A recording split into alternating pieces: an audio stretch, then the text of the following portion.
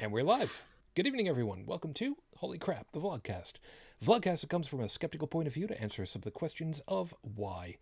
This Vlogcast started as a combination of spite and the Streisand effect because I didn't bother changing the thing on the doc for us all, and truth be told, I'll be half-arsed if I'm going to go ahead and try to come up with something right now, which loosely translates to, I'm really sick and tired of having to tell people, why don't you just show me your data? Thank you very much. Part of this is to follow through with the old adage, sometimes the journey is more important than the destination. I'm your main host. I'm known as Shujin Tribble. Online, you can pretty much find me everywhere under that name, Shujin, right over there.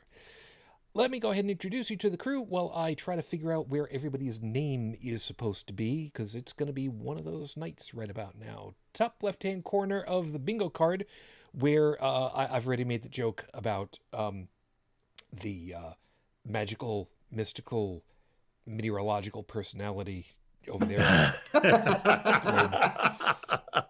Good evening, Dalan. Hello, good evening. Yes, in defense of that, at least it shows that, they got a sense of humor. It's true.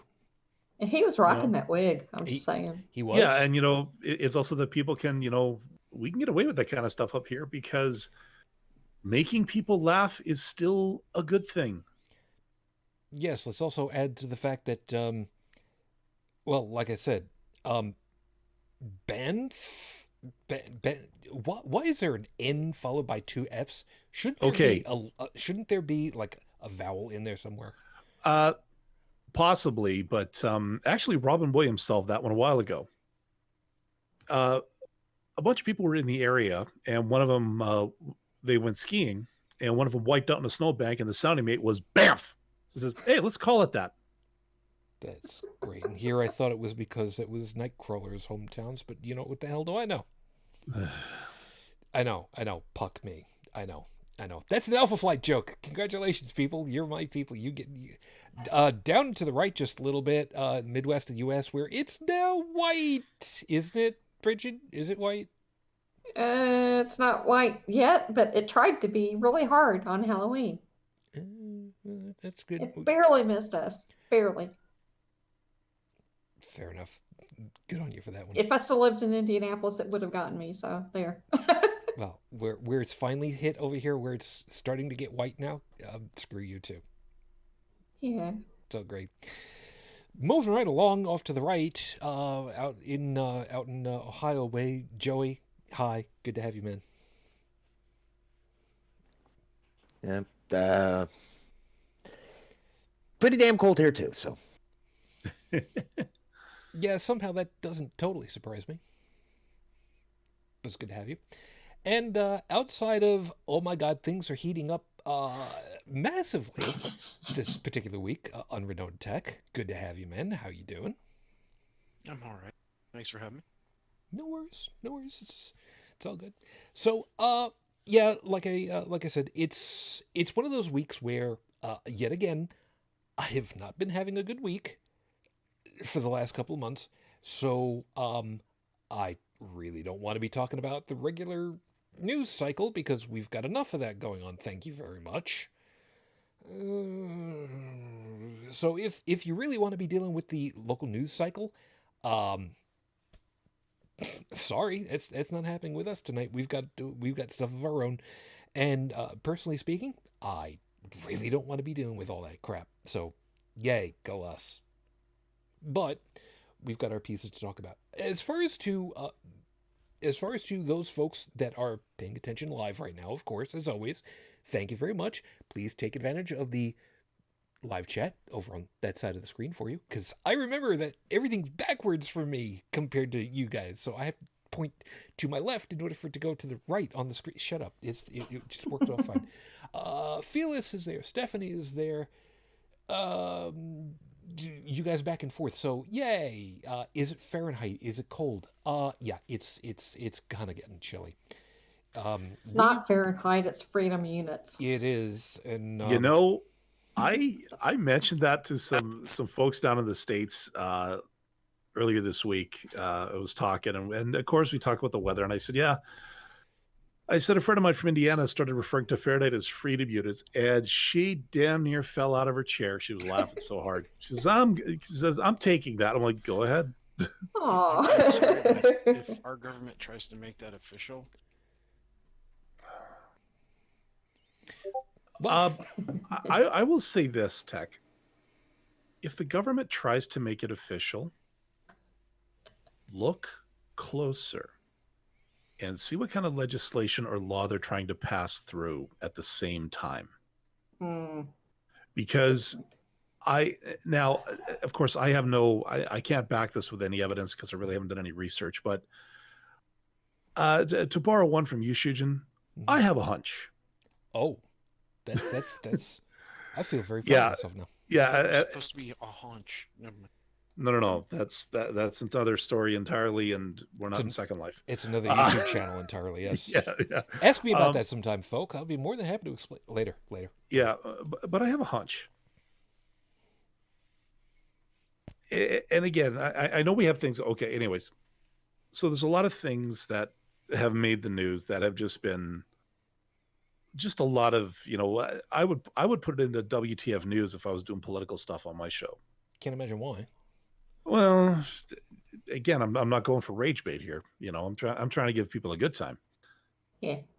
Innuendo possibly implied. Anyways, but my thought is, if you were to look at all of the bombastic things that have happened, that the media has swarmed over like crows over a corpse, what's going on at the same time in Congress? What laws are being passed? What legislations are being tabled?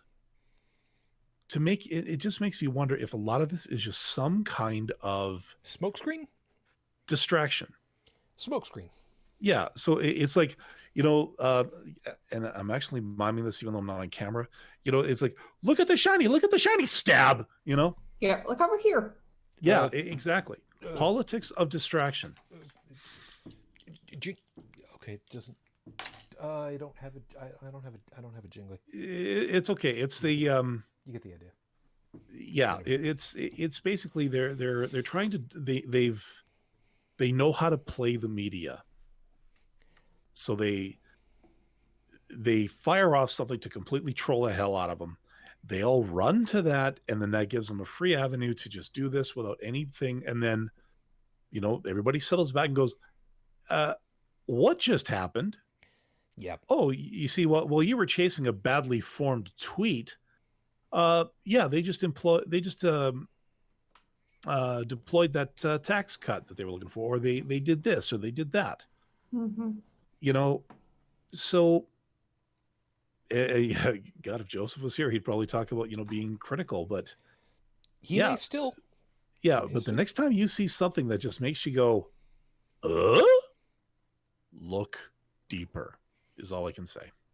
Speaking of deeper, just because it's that time of the season now that we're into November, it's fair enough. We can go ahead and take a look.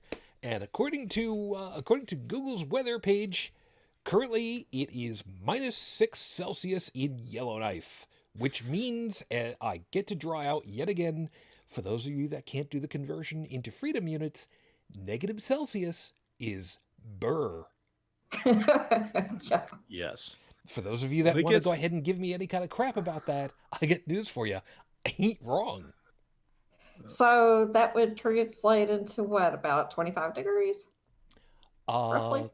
Let me double check that. -6, 21 Fahrenheit. Yes. 21. I was close. I was just guessing. But it's a wet 21 degrees because it's a 84% humidity, so you don't notice as much.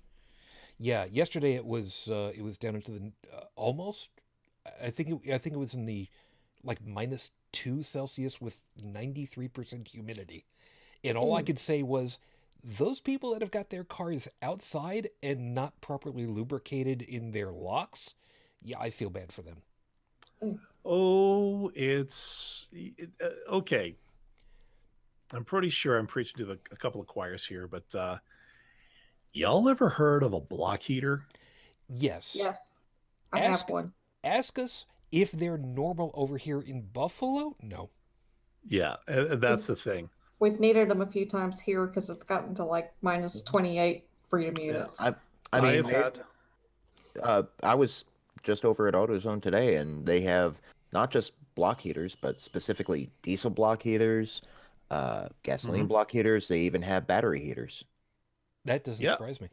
The block heaters are typically standard equipment up here. Well, I mean, it's up there.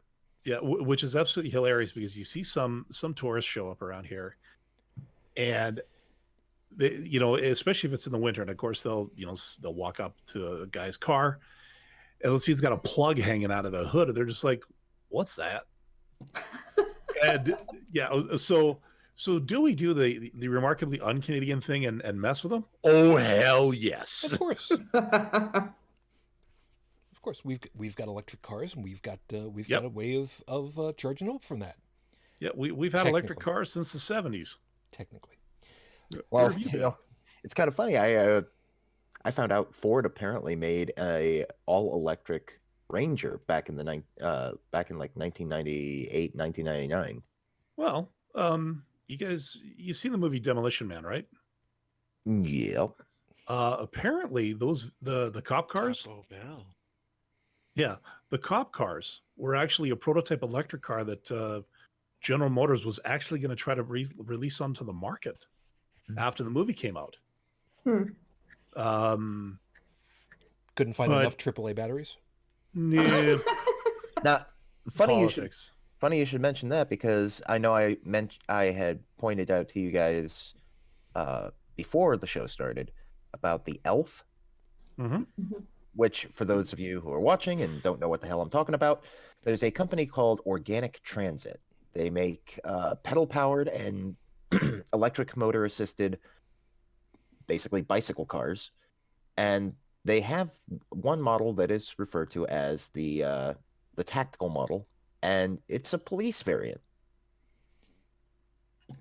I'll make sure that their main webpage is linked so folks can take a look at that, because it looks actually really kind of cool.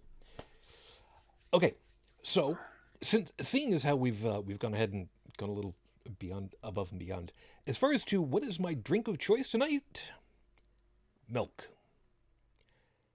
Milk. No, it's not a grasshopper. It's just milk. 2% milk.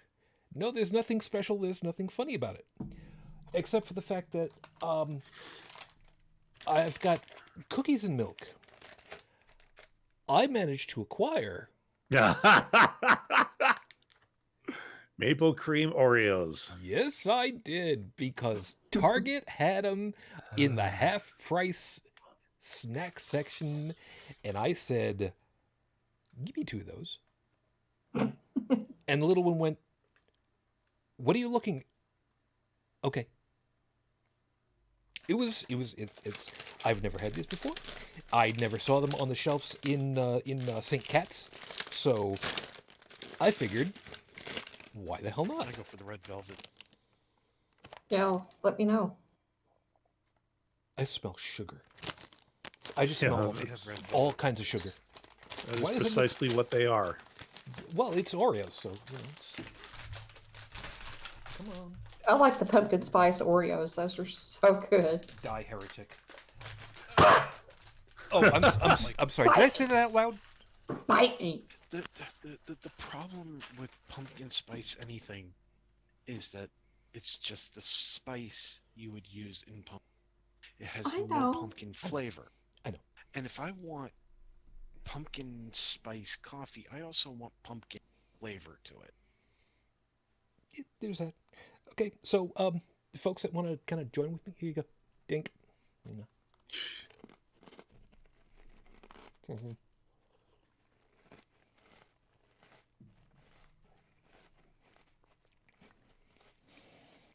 Why would you do this to me? Oh yeah, I'm gonna have a small problem. I'm gonna be going into diabetic shock later because I've got two bags of this, and I got an extra hour to make up tonight. So, but are they good, or is it like I can see why these were in the half off? No, you misunderstand. This was in the Halloween half off. Oh yeah. Oh. Oh yeah. This is okay. The November 1st section. Oh.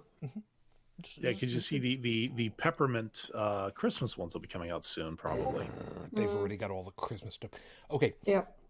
I will go ahead and I will say, as much as I don't want there to be Christmas stuff out on the shelves now, I can understand that at this point there's Christmas stuff out because, let's face it, it's creeping over from Canada because you guys already had Thanksgiving.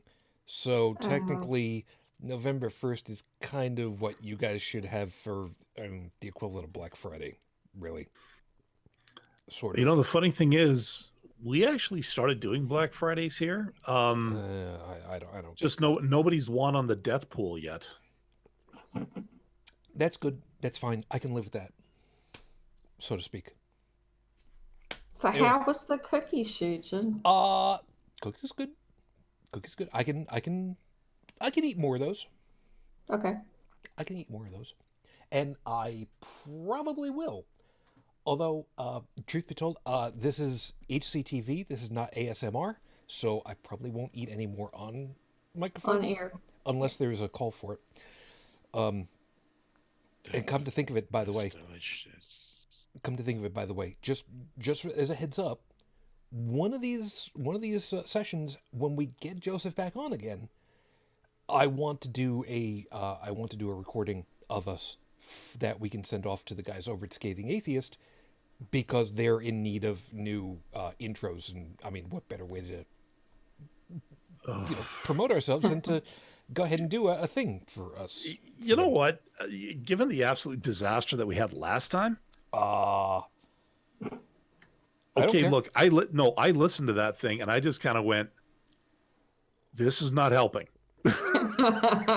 It'll be fine. Yeah. It'll be fine. Anyway, let me get us actually started because, wow, we're behind schedule. So thank you, those of you that made it to this point. So let me go ahead and get everything rolling. So with 5 minutes on the clock, your 5-minute freestyle starts right now. Objection, which is the way that it usually starts with the Phoenix Wright games, or at some point or other. I've had a lot of people that I've had to talk with and commiserate with and try to explain things with on social media, because that's kind of what I do. I try not to be a dick about it though, and that's important. It's really, really important. But it's unfortunately a really fine line between being forthright, being complete in explanations as to where the mental processes are and the logic that's being followed down through it, and being viewed as a pedantic asshole. And I don't say that lightly, because I'm really sick and tired of this. It's one of those things that's really, honest and truly, really getting under my skin. And truth be told, I really don't understand it. The fact that people go ahead and want to be, I don't know, offended that somebody actually is trying to be reasonable and they've got a problem with that, I really don't follow that. As somebody else would say, I don't grok that, man. It doesn't jibe. It does not compute.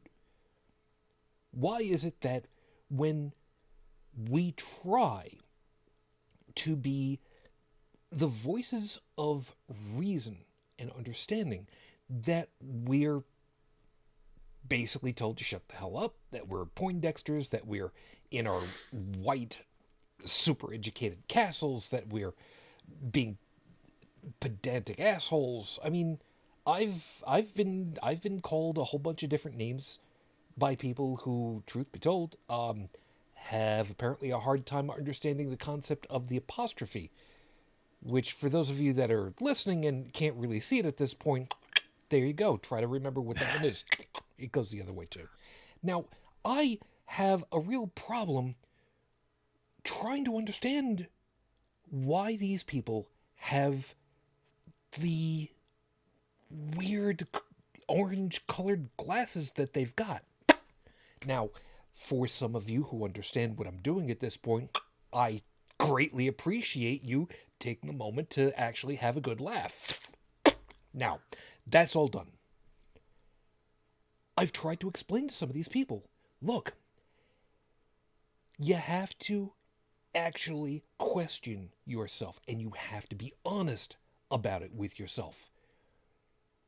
Is the process being levied the way that it would be levied if it was somebody that you disagreed with versus somebody that you agree with?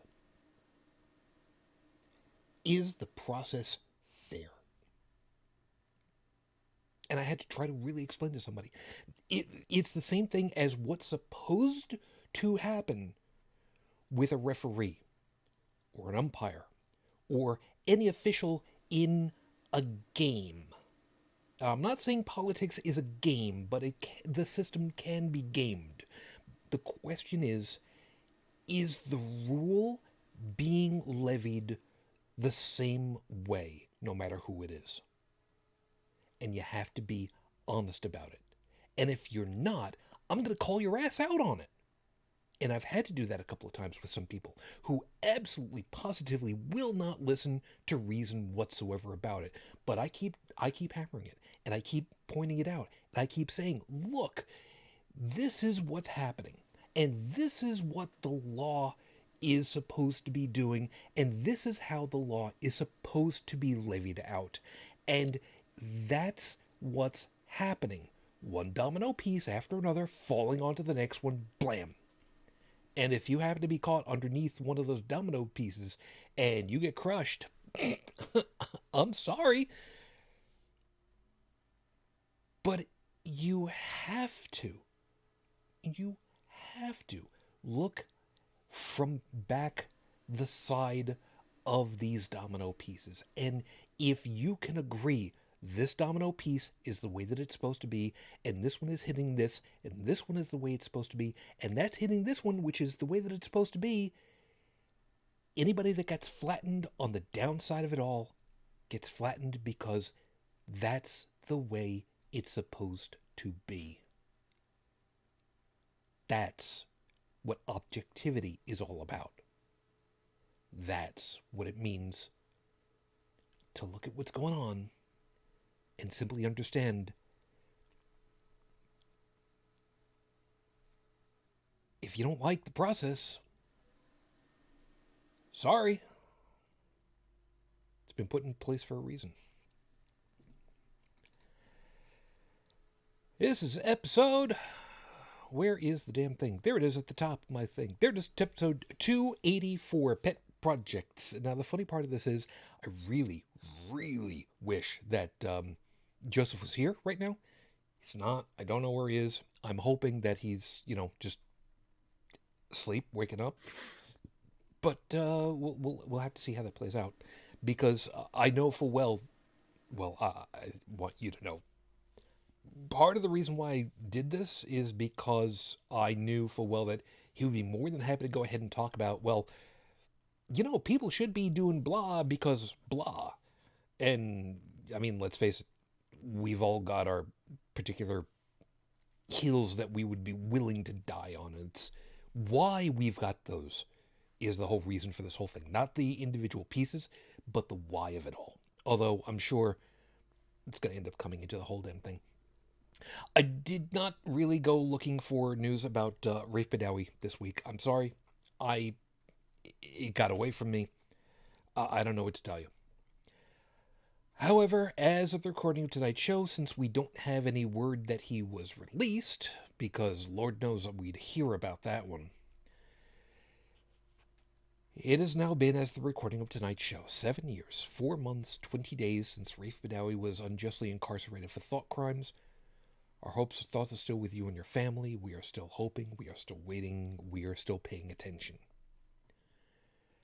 With that out of the equation, like I said, we've all got our particular pet projects that we believe in.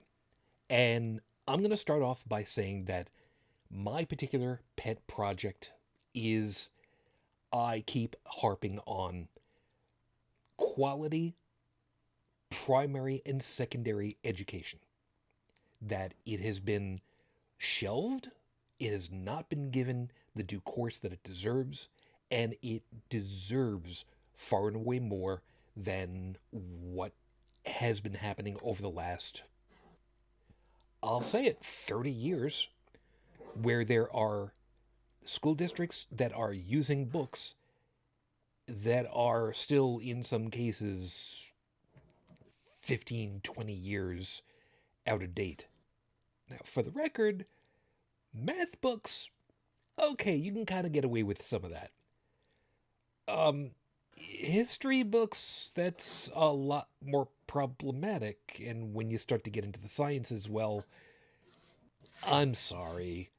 There's really no good excuse for that, other than the fact that maybe primary doesn't need it nearly as much as high school does, but in any case, it's your school district. You should have something. Brigid, I'll throw it over to you. There's got to be one item that has been your go-to rah-rah item. And I'm sticking it over to you so that I get an opportunity to read the live chat, because I'm a little behind on that right now. I'm trying to think what would be. I Well, guess mine would be reproductive rights for women, since they're being taken away. That's a good one. Which, by the way, did I see that one of the southern states who was trying to get this crappy anti-abortion legislation pushed through got told no? Did I see that? Yeah, you saw that. But did you also happen to see the story about the Planned Parenthood in Missouri, where they were keeping track of women's menstrual cycles to try to, see if people had gotten botched abortions or what have you? And there's only one clinic in the whole state anyway, so they're just trying to shut it down. Okay, nope, that's one I didn't hear. Yeah, HIPAA is a thing, and that to me seems like it'd be a huge HIPAA violation. Yes. And given what HIPAA, because I'm involved with that as well at my job, the penalties are severe. That's a very good way to put. By the way, Brigid, when you get a couple of seconds, could you see if you can track down that news item so I can put it into the show notes? And I'd like to read it myself later too. So just when we get all that, I thought that you were gonna lay down on the whole, fuck Pence, but I mean, well, yeah, that's another part of it. Well, but this is something he would do. That's true. Know? That's true. There was that whole periods for Pence thing when, they were talking about, burials for fetuses and stuff like that. And he was so concerned about, women having abortions and stuff. So people were calling him from here when he was still governor and saying, "Hey, I just started a period. I thought you might want to know that everything's okay. I'm not pregnant." Brigid, could you keep a watch on the camera next time? And the next time that I'm taking a sip of my drink, I don't care what it is, could you possibly refrain from using the expression "periods for Pence"? Because as it is, I've got. Okay, I've got this list. Don't make me start a whole brand new one for this show. I've got one already. I don't need a second one. Oh boy. Well, at least it implied the Lord Damp Nuts thing again. Okay. Okay. That one's worthy of that list. No. To be honest. No, it's not. And honestly and truly, there are only a handful of people that are going to understand this. Don't say the word plot anymore. I'm just going to warn you right now. I really don't need that. And again, there's only a handful of people that I get in that one. That's fine. Dalan, how about you? What item is it that's your pet that you want to just keep grinding down on? I think the biggest one for me is, well, and again, coming as an outsider, there's not much I could do, but. Wait a minute. What do you mean an outsider? Well, no, like when I say an outsider, like, I mean, a lot of the focus is on U.S. the U.S. system. No, I mean, just in general. I don't mean Okay. about us. We got our dumpster fire enough as it is. We know. That's not. Yeah. Okay. So my big one is get organized religion out of government on both sides of the fence. And when I say both sides, I mean even up here. I got you on that. Like a Catholic school system, fine. Publicly funded, no. Church wants to be a 501c3, fine. Church who is a 501c3 says vote for Bush, you'll be excommunicated, no. That's my big one there. It's just get religious influence out of the political spectrum. 50, 60 years ago, that might have worked because the majority of the population of North America was Christian. That's changed. So if you're gonna have a law because God told you to, well, every Muslim, everybody else is gonna be like, wait a minute. That's antithetical to what we believe or what I believe. Yep.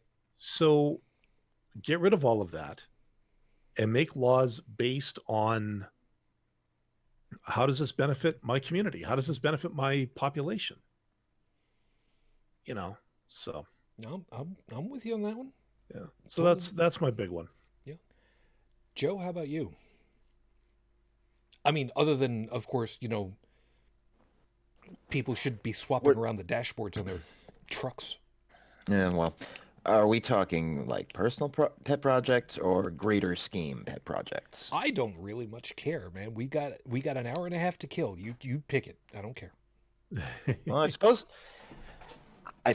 I would have to go with the one that everybody. I mean, the fact that I get harped on it is nothing new. It's been that way ever since I bought my first car. But with recent events, especially in the last year, been having to deal with it more and more. My biggest pet project, I suppose, is simply self-sustainability when it comes to an automobile. Now, you've probably seen out on the road people that have like the old 50s, 60s roadsters that have the hobby plates and whatnot. There's a reason why they're still able to drive those around. And this is part of my gripe with the way, especially here in America, the automotive industry is run. Because back then, motor vehicles were built to last. You bought a car, it was not beyond the realm of possibility that you might be passing it down to your grandkids.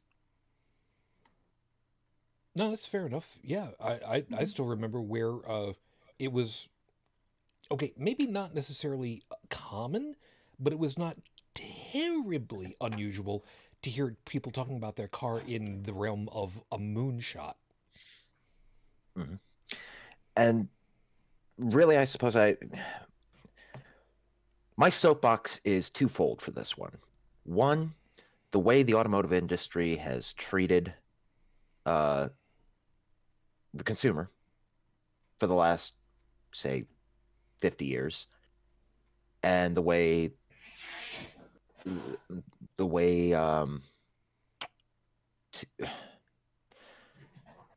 the big soapbox that a lot of people are on these days are emissions, fuel economy, stuff like that. How we've completely ignored the avenues for improving those things. On the one hand, nowadays you buy a car. How long does it last you? A few years? 10 years? If you have a vehicle that's more than 10 years old these days, it's probably falling apart. Why is that? because somewhere back in the 60s or 70s, auto manufacturers made the decision to stop building lasting quality. Because if you buy a car that's going to last you a lifetime, how are they going to sell you a new car? The engineered obsolescence. Not just that.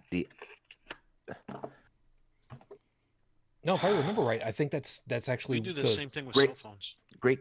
great example are something that anybody can understand: the frame of the car. We're not even talking about mechanical stuff like that. We're just talking structural. The frame of the car. Without a frame, you don't have a car. Frames from back in, like I said, the 50s, the 60s, you're looking at durable, all steel construction, high quality steel. Granted, they were expensive to build. But as far as maintenance goes, as far as survivability went, have you ever seen what happens to a Lincoln Continental when it gets in a wreck? You should Of see course- the other of guy. course. Of course not, because it drove the hell away after the wreck. Yeah. Now, thankfully, with pickup trucks, that trend took a little longer. For example, I had a 93 Ford F-150. Had somebody run a stop sign down in Georgia shortly before I left the Army. And they ran the stop sign, pulled into my lane, and there was no room for me to stop a vehicle that was moving at 45 miles an hour. I hit them probably doing 25 with about, a good 30-foot skid mark behind me.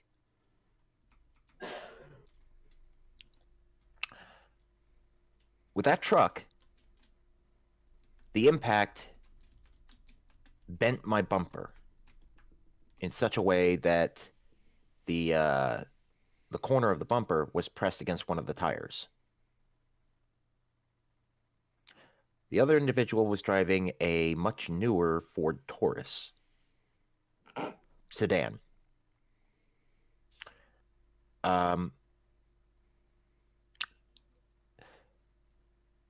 Short and concise of it, I was able to unbolt my bumper and drive away. Not, drive away immediately. I'm not going to hit and run. But I was able to drive away from the event. Their Taurus full-size sedan became a subcompact. Yep.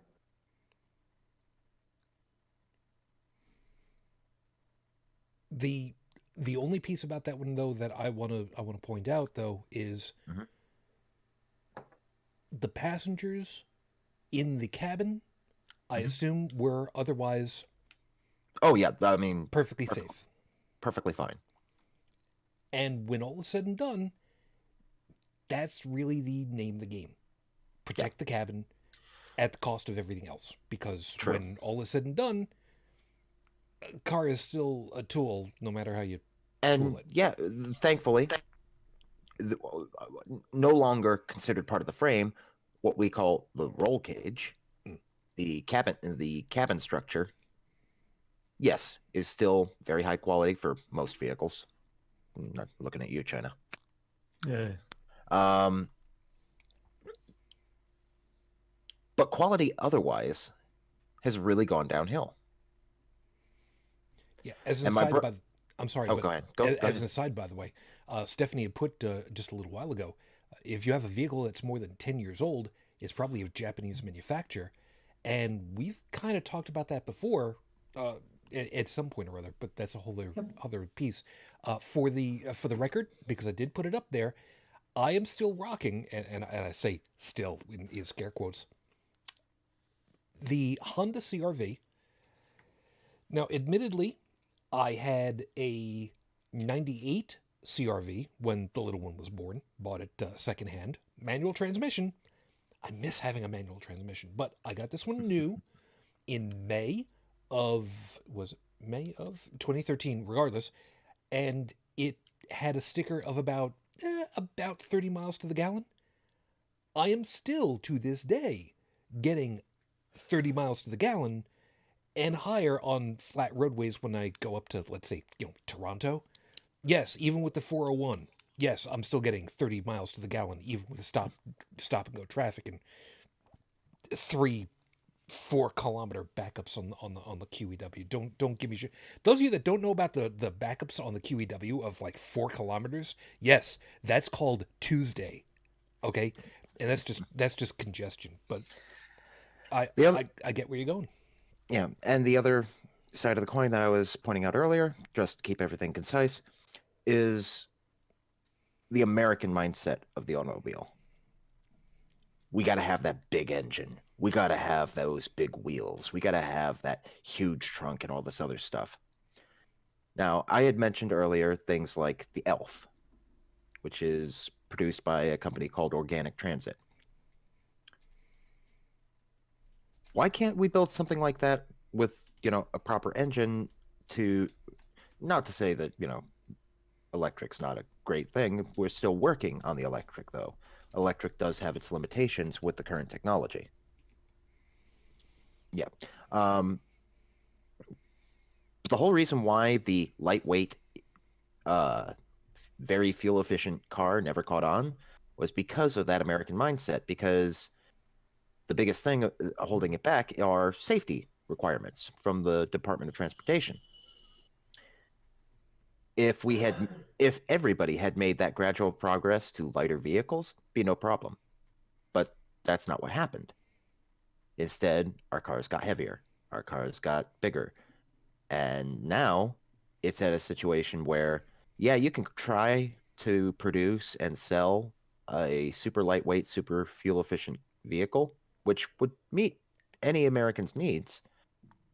But the DOT is never going to approve it because the road is still congested with massive hulking SUVs and such. And the moment you get hit by one of those, poof. Mm-hmm. That's my 2 cents. It's fair enough on that.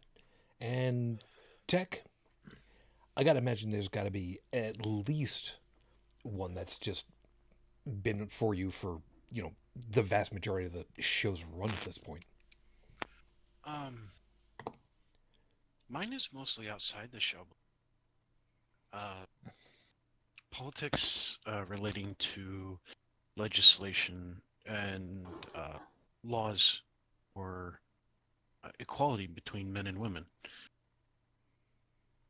With regards to child support, child custody, just because of the experiences that I've had in a state as well as a county that tries to make the claim of, hey, we're more considerate of the father as a, parent. I was like, well, first off, fathers are parents, jerk. But you still have this mentality in the general populace here in the United States that when they see a man out with his son or daughter, a father with his son or daughter or other, I was like, oh, that's so cute. Daddy's giving mommy a day off. Daddy's babysitting. And I've actually had that said to me. I was like, and this was after the custody battle, so I was already bitter as you get the idea. And some lady, I don't know, probably 50, 60 years old, so a little bit younger than the boomers, but close to it, said to me that, oh, that's so cute. You're babysitting today, giving mommy a day off? And I said, no, this is my son. I'm his father. I'm his parent. I'm not babysitting him. You sexist bitch. And she just was completely flabbergasted. My son pointed out that I said the B word. But I don't really talk about it much, but it bothered the hell out of me. It's like, I'm not a babysitter. I'm a father. Yeah, I'm trying really hard here not to drop F-bombs. No, I understand. And it's common. This is really common in the circles and online communities that I communicate with, that I participate in, and the ones that I just silently watch and read without communicating in. It's nonstop. It really is. And the way court systems treat fathers as walking ATMs is absolutely horrendous, especially when you look at how many women compared to men are guilty of killing their kids, if not killing, outright causing harm to their children. And I hear the arguments all the time. Oh, well, that lady was mentally disturbed. It's like, well, anybody who hurts their kid is mentally disturbed. I don't care what you are. Well, she had a lot going on and the father wasn't helping much. Well, how can the father help much if the woman got a restraining order against the guy by making what turned out to be later false accusations, and the father couldn't be around to help in the first place? It's crap like that, and it's epidemic, or it's endemic, or whatever the whole word is. And it's not as new as you might think. No, it's not new. This is ongoing. This is old. This is going on for a long time. Yeah. And, Go ahead. And when we do see progress, when we do see courts going, oh, look, there's nothing wrong with either parent, so let's divvy up the time 50-50. And suddenly it's making the news is like, hey, look at this poor woman. She has to give up, more time with her child so that the father can have time. I was like, yeah, that's called co-parenting. It's a thing. But then the press is making out to be like it's a horrible thing. It's like, what's wrong with you people? This is not a horrible thing. This is exactly how it's supposed to be working, you jackass. Yeah, it's because it's the press. I know it's the press, and they're not helping shit. And people yell at me and they're like, oh, well, you're one of those incels. You're a MRA. You're a men's rights activist. I was like, actually, I'm an egalitarian, you stupid prick. I'm for equality of women and men when it comes to custody. If the mother is without issue and the father is without issue, split the time. It's simple as that. It really is. It's not that hard a thing to do. If it's long distance, then you have to work out something else.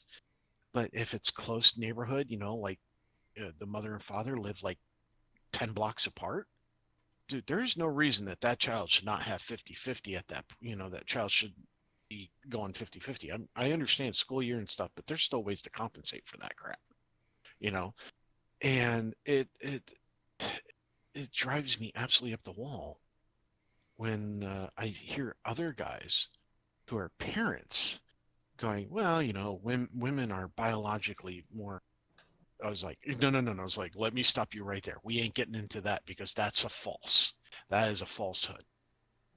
Women are the ones who can give birth to children. Yes, they can breastfeed children. Yes, they nurture, but so do men. And we're not cavemen anymore. We don't have to go out and hunt and go beat our chests and ward off others. Okay? There are men who stay home. They're home fathers. They're house fathers, not housewives, house fathers. And the wife goes out and has the career. There's nothing wrong with any of it. And yet we still have people who just don't get it, that when you have a child, the child needs their parents. The child has a right to their parents. And not giving that child access to their parents, that is a tragedy that we ourselves are doing to that child. Every judge who goes, well, I think the child belonged with the mother because I'm a sexist, or I think the father's a walking ATM, that judge should be removed. That judge should never, ever have another custody case. They might be good in criminal cases. They might be good in civil suits. But when it comes to children, they should have absolutely nothing to do with children because they don't care. They really don't. They may think they do. They may pretend that they do. They may just be saying the thing that they feel is what needs to be said. But they don't care. They really don't care about that child. It's just another case. It's just another name on a docket that if they get it out the door soon enough, they make money. Overall. That's freaking Hell, it might be a bad day at the golf course that made them make that decision. And what I do know is that, there are things going on behind the scenes that shouldn't. Like the judge who decided my son's case. He played golf with the appeals judges. So if I were to go appeal, there's a track record for that judge. Guess what? Appeals against him didn't tend to happen. Yeah, there's something wrong. The whole system's flawed. And it's being fought little by little. You've got like Fathers for Justice and a bunch of other stuff out, a bunch of other groups out there and such. But that's my pet. That's. I got you. It sucks. I got you very much. Okay. Something on the aside for a couple of seconds, and folks, please forgive me. This is one of those technical things. Dalan, I just need to check with you because of the audio for later, and I'm sorry, I didn't. This isn't something that I was able to notice for earlier. Because the difference in the volume that Tech's got at the moment because of his setup, would it be better for me to try to navigate his audio up a little bit and then pull everybody down, or should I just let it ride and let the automatic leveling stuff work with it later? Actually, he sounds pretty good. And I nowadays, since we switched to Discord for our medium, yeah, but remember, it's what's coming out on my side. Yeah, I know. But what I'm saying is that when I grab the audio from YouTube, everybody's down.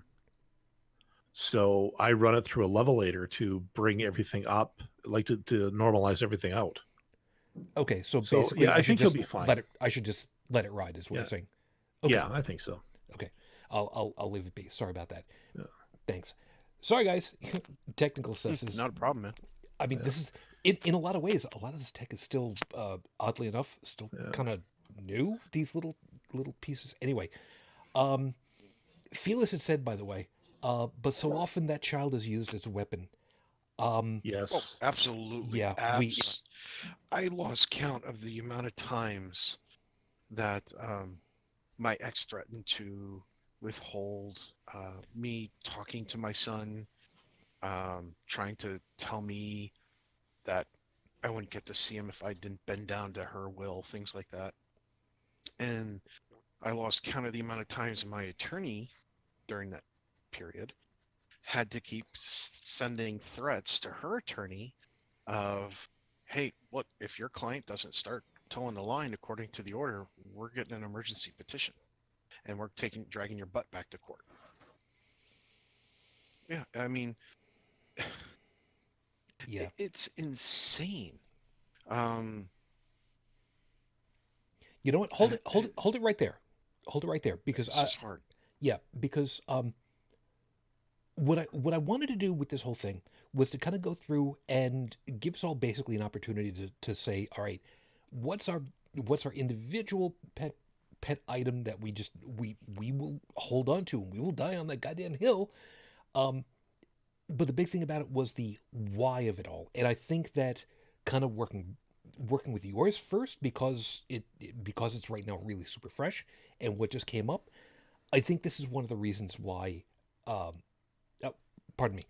I wanted to stop you right here because this is exactly where I wanted us to end up with, as far as to what we end up talking about.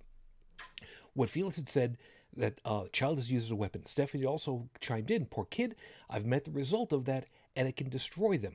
This, I think, is one of the reasons, especially on this niche part, that, and forgive me if I'm putting words into your mouth on this one, that I think one of the reasons why you fight so hard, or this is your thing that is frontmost for you, is exactly that.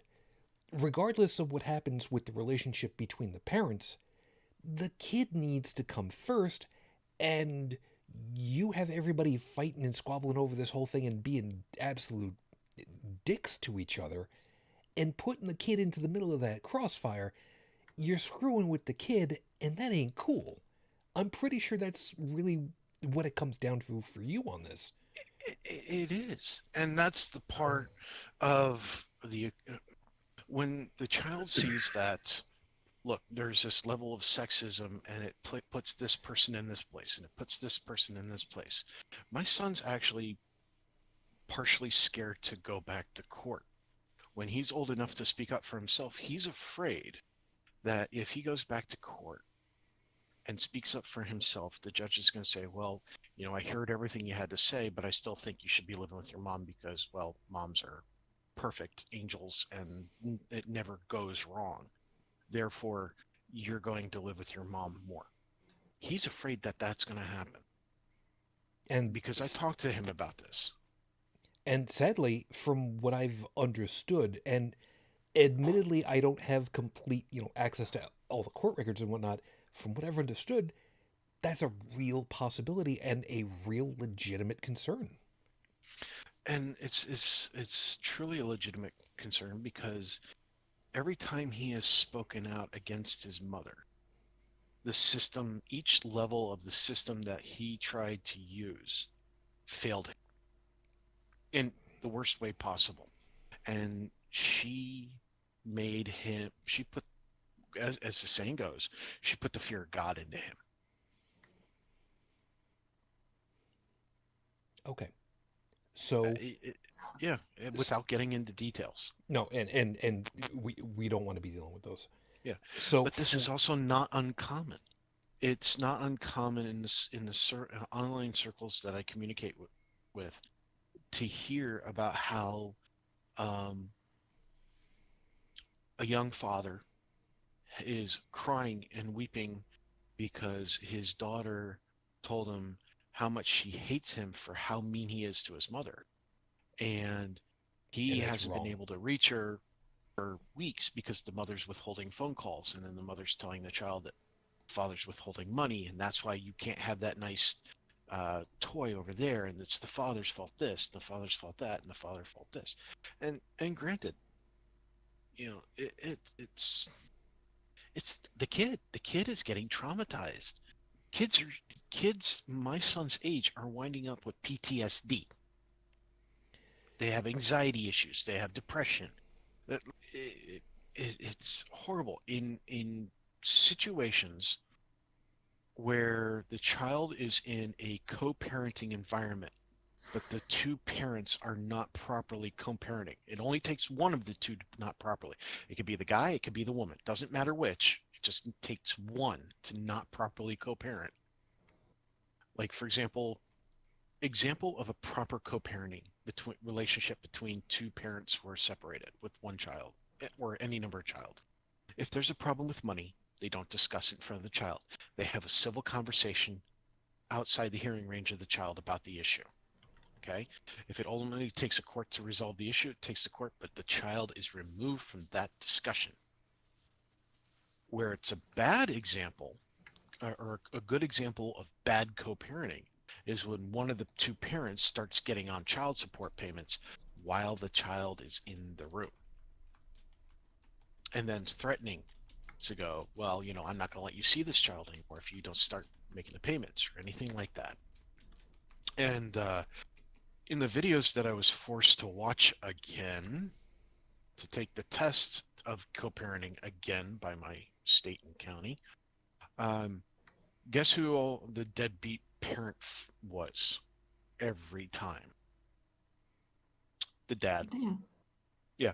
Now, they did make a little bit of progress. They did use one example of yelling, that abusive behavior between two parents, where one party was being the adult and the other party was being abusive in front of the child and they shouldn't be, and they made it the mother. But that's one out of like, I don't know, like 20 videos that I watched. They almost always had the guy, the bad guy. Almost always. It was horrible. It was like, I know I'm a good parent. And I'm sitting here watching this going, wow, way to make me feel like crap because this is actually working. So let's face it, there is an endemic stereotypical model that's being used that is outdated and is incorrectly slanted. And And what that's- happens when you call it out? Oh, I'm misogynistic pig. Mm-hmm. And because I'm a cis white male, my opinion matters even less. But Yep. but that happens when people don't want to listen to the facts and pay attention to the numbers. Yeah. This No, you're absolutely correct. When somebody hears something that they disagree with, and that thing that they disagree with, whether it's factually accurate or not, they don't want to hear it. They really, really don't. I have somebody at work, case in point, with Trump. They're all pissed off that Trump's attorneys weren't in behind the closed door sessions. And it's like, you do realize that there are more interested parties in the government investigating Trump than there were when it came to Clinton or even Nixon, don't you? And I laid it out. And I'm like, well, that doesn't matter. And I said, it does matter because first off, the law gives Trump's attorneys a right once it reaches the Senate floor. If the attorneys are behind the closed door sessions while it's still in the House, that's only a courtesy. It's not a right. The right exists when it reaches the Senate level. And they're like, well, that's not true. And I said, it is true. It's in the law. Look, here, let's pull it up. See, there it is, black and white. And I was like, well, I don't agree with that. And I was like, okay, well, you don't have to agree with that, but it is the law. Well, I don't like it. And it's like, I understand your feelings. However, this is the law. Well, that's not fair to Trump. And I was like, excuse me, that's every president. Well, if they let it through for Clinton, it was like, Clinton was being investigated for receiving sexual favors, and there was no he received sexual favors and another country took over another country for it. This is national security level stuff. This is investigating other politicians by using foreign governments. This is not he had some Russian lady named Natasha under the desk. Okay, this is not the same level. Yeah, let me I agree to disagree. It was like, oh, you jerk. All right, let me pause on this one a second because you've now kind of inadvertently you kind of spilled over into where I end up taking over on this point. So just to make sure that I've got this right, because there's a reason why I'm kind of fitting this all together. Overall, your pet project, as far as this whole thing is concerned, is really for the well-being of the child, the new life that's coming up that we're supposed to be stewards of, to prevent them from becoming damaged through the experience. That is the truth. Okay. Because Okay. the healthier the mental well-being, the better a citizen and better decisions they make. Okay, good. Hold on to that a second. Okay, hold on to that a second. Where you now started to bleed over where I'm saying to mine is where I had been saying that better quality primary and secondary education is really important because that's the area where you start to understand how to learn, how to put things together. And in junior high school, you should be learning how to understand what is opinion, what is fact, how to understand how those two pieces work together, and how to And how to behave. The schools Well- do teach us in some way, shape, or form how to behave with others. Well, And if we don't see the adults at the very early ages behaving like civilized adults, how do we expect the children to behave that way? there. Okay. When they get older. Okay. So Fair it enough. does. That's The custody and school, how my son was behaving in school, his grades and everything was definitely being affected by the different time frames in custody. okay. And if it's affecting my son, it's affecting other children too. Okay, fair enough.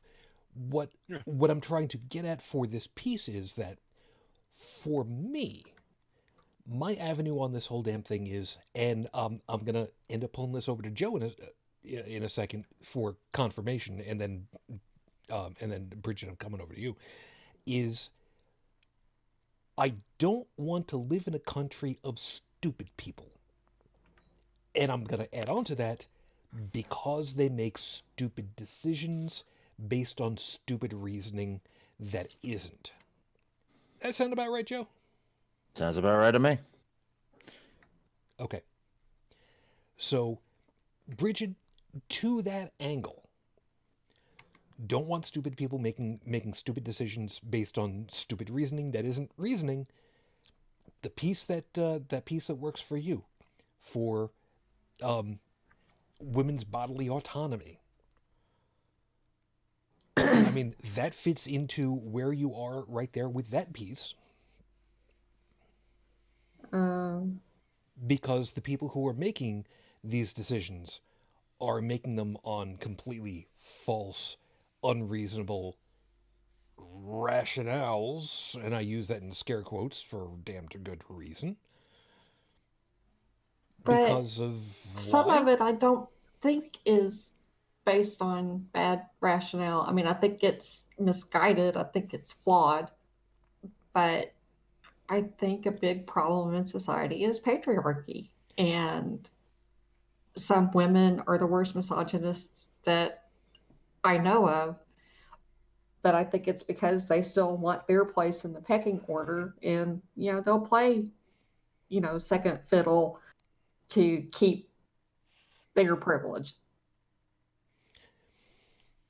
It's fair enough. So, what would you say is probably the overriding piece as far as to why you find this to be as important as it is? For me, like I was saying, for me is okay.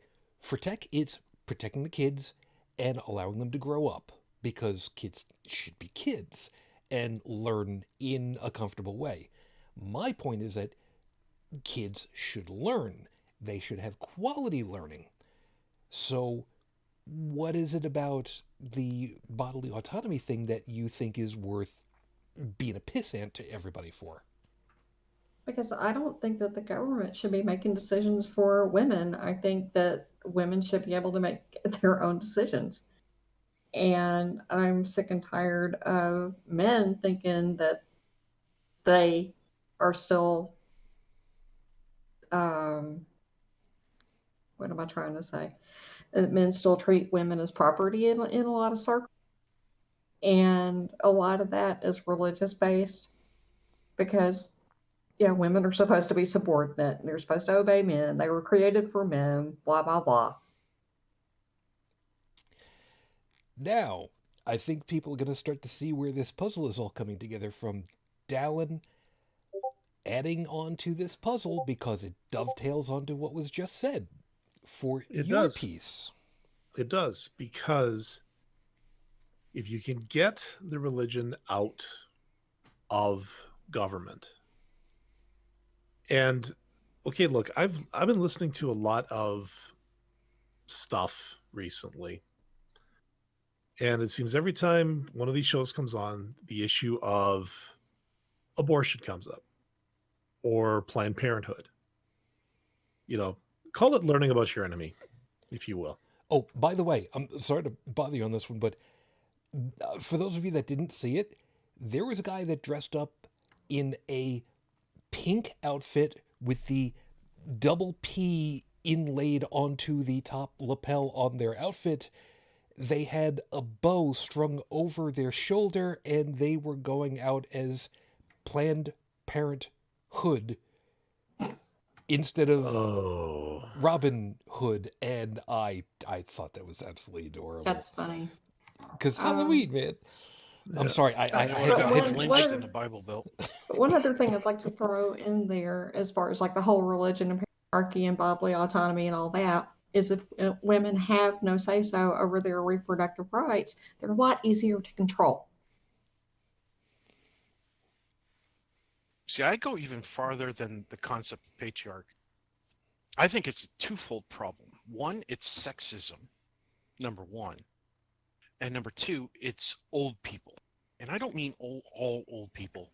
I mean the old people who are part of the elite groups out there, what you want to, the 1%, the 2%, the 3%, 4 or 5, those groups, the politicians and so on and so forth. Because I meet old people like my father who go, why should I tell a woman that she needs to pay taxes on a tampon or a maxi pad when she needs that? It's a necessity, not a commodity. But yet then I'll see somebody like who's in the ranks of Mike Pence who will jump in and go, oh, we need to tax that stuff. They don't really need that. That's non-essential items. It's like, first off, dude, you're not a doctor. You make no call for that crap. That's one piece about it. The other that I was going to hit you with, by the way, was I believe the expression that you're looking for is, and I'm quoting from Three Dog Night. Was it Three Dog? No, Blood, Sweat, and Tears. Sorry, I'm quoting from Blood, Sweat, and Tears. Them that's got. Yeah, exactly. That's the group. And now I'm trying to remember which song that was. It was God Bless the Child. Good song, by the way. Really good song. Which I now have to add that to the list of stuff that I have to find for myself. That's great. That's just great. More work for me. Yay. Don't worry, he'll track down the song. I will, and I'll remember about that. Okay, so back to it. Dalan. The only reason I use that in place of the word patriarchy is because I have met so many people who have misunderstood the concept of patriarchy. Instead of it being what it is in true reference, being those angry old men who hate women and controlling women and all that crap. The ones who should have that label, they treat it as every man, and it's like, oh, please, I'm on your side for crying out loud, lady. Yeah. Yeah. Okay. That doesn't work. Okay. Now, Brigid, the whole patriarchy thing, and I just want to get a couple more moments in here with you on this one, because I want to make sure that we really hammer this home. I know we've probably got it, but I mean, the piece that you were talking about where women have been seen and treated over the centuries, this isn't a new thing, in subtle and not so subtle ways as effectively chattel, unless you're a Viking, in which case you get the fuck out of the way of Broomhilda. It's something that had been really ingrained into a lot of cultures, and it's still something that them that's got apparently want to simply claw onto and hold on to. And it pains me to see people who are in the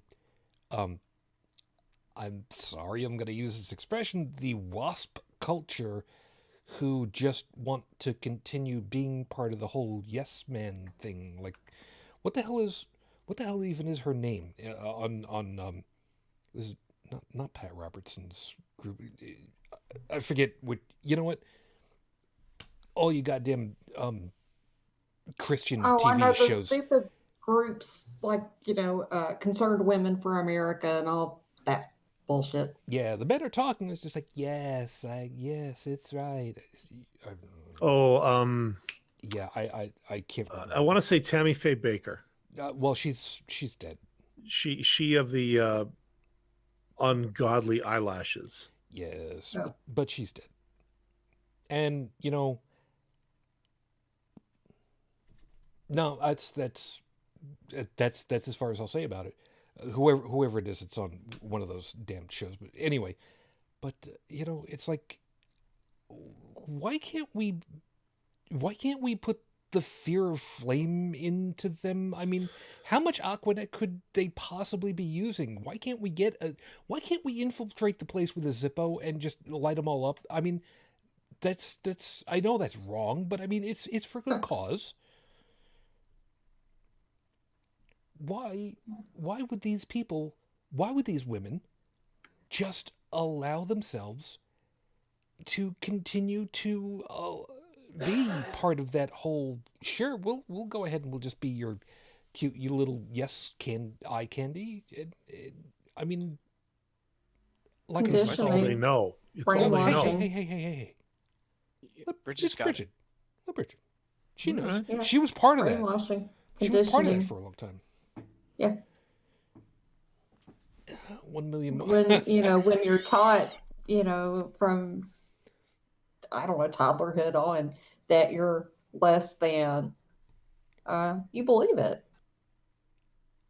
You accept it, as truth, and that's all there is to it. Geez, almost sounds like it still continues to dovetail off of that whole education thing. And by the way, Stephanie said, my favorite is 1 million mums, which amounts to 3 idiots. Actually, if I remember right, they've got about 12,000 people in their group. Maybe. I mean, how much you want to say they're in their group is debatable, but Yeah, the 1 million moms boycotting, anything. threatening to boycott, what was it? Lucifer, the television series. Dude, That made me want to watch it more, and I ended up loving it. Let me see. I think at one point they said that they were going to boycott Target. I think Toys R Us, coffee shops, any place that didn't want to kowtow to their benevolent Christianity, because I mean them. As far as I'm concerned, they could just wank off and just be done with it. So the point I was kind of getting to with this is, again, education. You have poor education drilling into these kids. Mm-hmm. Brigid, like I said, you grew up through that. You've seen the differences between what is and is not good as far as education is concerned, and what it does and does not do to people. Yep. Okay, so now continuing that dovetail over for Dalan, and because I mean, seriously, I knew going into this whole damn thing that there was going to be a dovetail on top of a dovetail on top of a dovetail on top of veneer. I have nothing more to drink, so anybody that was doing the whole Antiques Roadshow thing, veneer, congratulations, drink. I don't know. Wasn't just us. What Bridget's saying,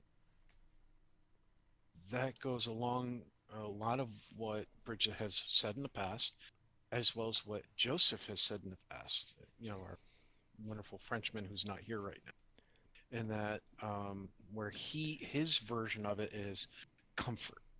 If somebody is in a comfort zone and they're not pushed to change, they tend not to change. And so, like Bridget was saying, how if you're told you're worthless all your life, and as long as you maintain thinking that, then they leave you alone. Where if you fight against it, then they try to beat you down again. So if you don't fight, you're comfortable. But if you fight, then it becomes and a lot of people don't want to be in that uncomfortable position, because that uncomfortable position might also be life-threatening. Yep, we've talked about that on too damn many occasions. Okay, so taking care of the kids goes into the education for the kids.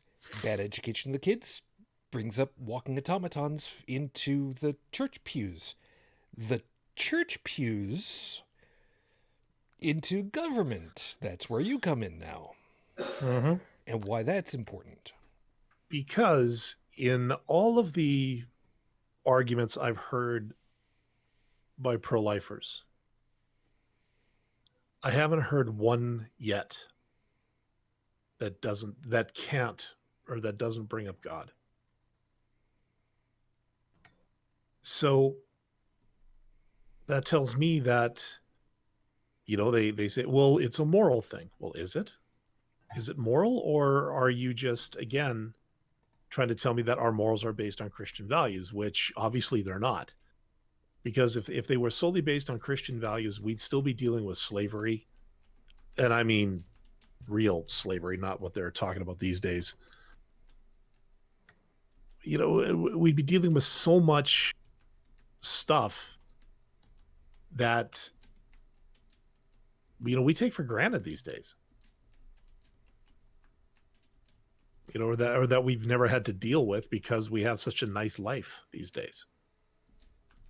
So, yeah, get religion out of government, because one religion should not be making decisions that affect the entire population, especially when not that entire population believes in that God. If you want that kind of stuff, you know what? Saudi Arabia is not that far away. I can even simplify it more than that. Make it really, really, really, really simple. If your religion advocates manslaughter, genocide, murder of any type, it does not belong in government. End of story. Have a nice day. Sayonara. Problem. Oh, guess what? I think that kind of nixes everybody except for what's in India? The Danes? The Jains? Jains. Are the ones, the Jains. Don't even want to step on an ant. Yeah, I think that kind of narrows it down a bit. Yeah, but I wonder how everybody else would like. But, and I'm going to push this one up the chain just a little bit. Bad education says that's quote unquote, change that, lowercase God, because it could be any one of them, is the creator of all. And to paraphrase from some very no longer accepted member of the stand-up comedian groups, God brought you into this world, God can take you out of this world. It's entirely his purview, and that's entirely his choice. And if that's what you're taught from the very beginnings, that's what you believe is absolutely true. Brigid, yes, no? Yeah. And then Dalan, if that's how people are brought up to believe, and they are the ones that believe it and then get themselves into government to push that along, good, bad for society? Bad. Extremely bad. Monumentally bad. See, I told you. Dovetail. Last dovetail, and I know it took a little while to get over to you, Joe, but there is a piece about what you were talking about that I went ahead and I put it into the Discord chat because I think it kind of sums up a portion of what you were talking about, which was that you were saying how, there's all this mad love for all things hot rod and more power, and Joe went bye-bye. Well, balls. You ever have one of those nights where just, oh, look at that. I clicked the wrong button. Wow. Hey, it Joe, has been. I'll give you a hint. It's not the red button. Don't press the red button. I don't care about that. I don't care about. Okay, so for the record, I do believe that this is actually the first time that we have had on this particular show did you push the button? You shouldn't be pushing that damn button moment. Caboose, why did you push the button? I love the button. I want to push the button. Dee, get out of my laboratory. No, you pushed the button. I pushed the button. No, you pushed the button. I pushed the button. I pushed the button. Okay, so Joe, how much you were saying? The big red science button.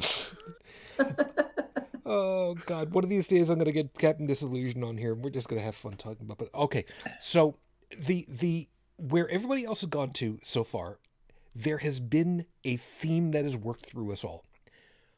For tech, protect the kids, make them happy, give them a good environment to live in. Mine, protect the kids, teach them well. You know, I'm not going to sing the damn song. Show them how to be a protected, protective, and productive personality for the world at large and society nearby. Otherwise, Brigid found out, if you are taught improperly, you start to become an automaton that will believe any other line that's been given to you because that's all you've been taught.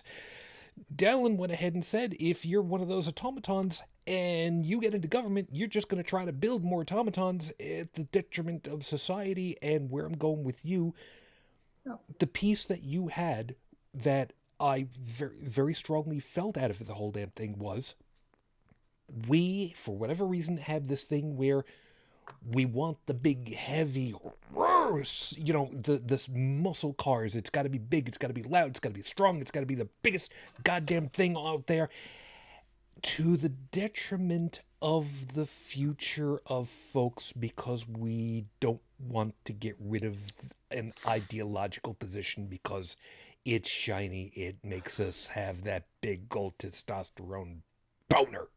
Well, yeah, I mean, there are two ways you can look at what I said. One is, we want it. We want the best. We want the biggest. We want the brightest. We want the most powerful, and we want it now. Okay, I think I finally found out where on my meter is the actual top level at this point. That is right at that yellow point right there. That's a good, the -10 point right there. Thank you. So that's one half of it. The other half being what I was trying to get to with another thing that I didn't quite get to when I was talking about it earlier is everybody's telling me to get rid of my truck. It's a 94 Ford Ranger. There's a reason why I got my truck. I can work on my truck. I can literally take that manual transmission off, take it apart, and if there's a busted part, take that part out, order a new one, slap it in. And I'll agree with Joe on this. Put it together. He's absolutely right. I had a 78 Monte Carlo that whenever something went wrong, it was a breeze to fix and it didn't cost a lot. I have a 9-year-old Hyundai Sonata right now, and parts of the electrical system and the integrated computer system for the stereo and such, they're going. And it is a pain to fix that crap. Just because it's easier, I don't have to worry. You know, it's this mindset of, I don't have to worry about it. I'll let somebody else deal with it. It's somebody else's problem. I don't have to deal with it.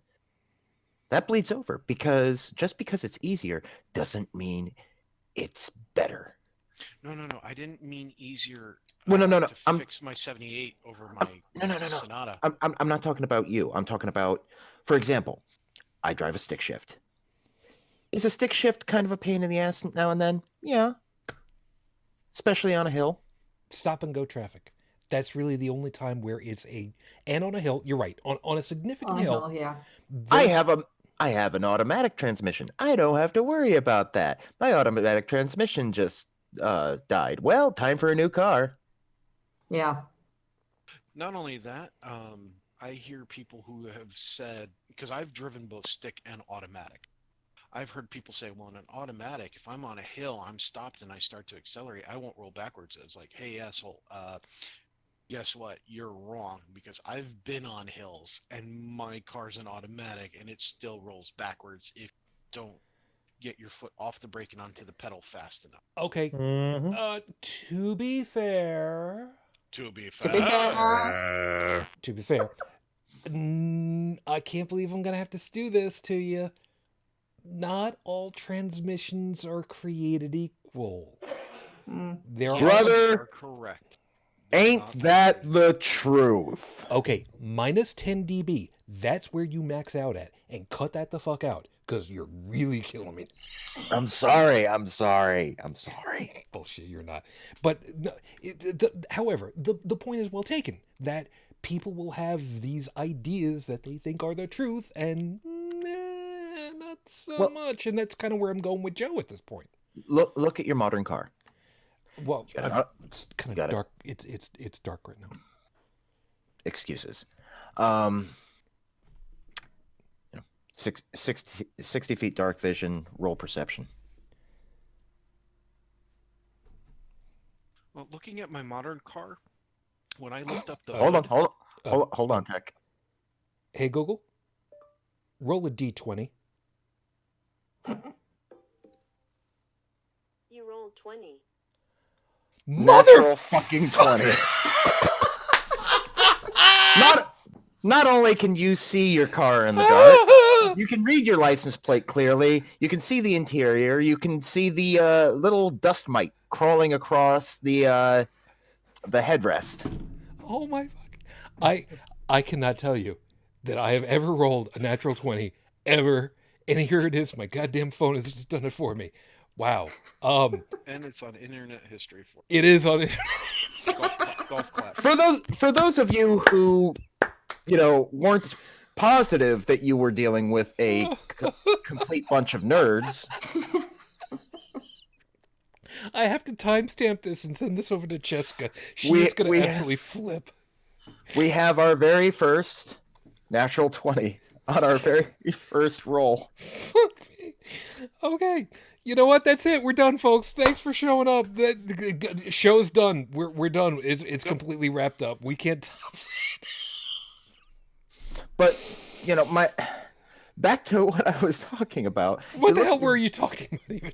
You look at your modern car. You've got all these things: automatic transmission, automatic shifting, automatic fuel control, all automatic throttle control, all these other things. They make it easier. Just because it's easier doesn't mean it's better. For the record, by the way, I can see the license plate, AVG 1197. So yeah, it works. So anyway, point being, what do we mainly use today? Electronic fuel injection. And there's a good goddamn reason for it, to be fair. But here's the thing. You can achieve most of the same thing. You could achieve the same fuel efficiency with a carburetor at the cost, granted, of performance. But that goes back to we got to have it bigger and better and faster, and we have to have it now. Now, if I remember right, and please forgive me on this, wasn't one of the big reasons for using fuel injection because of the Japanese World War II aircraft who could fly inverted and not, I don't know, what's the word that I'm looking for?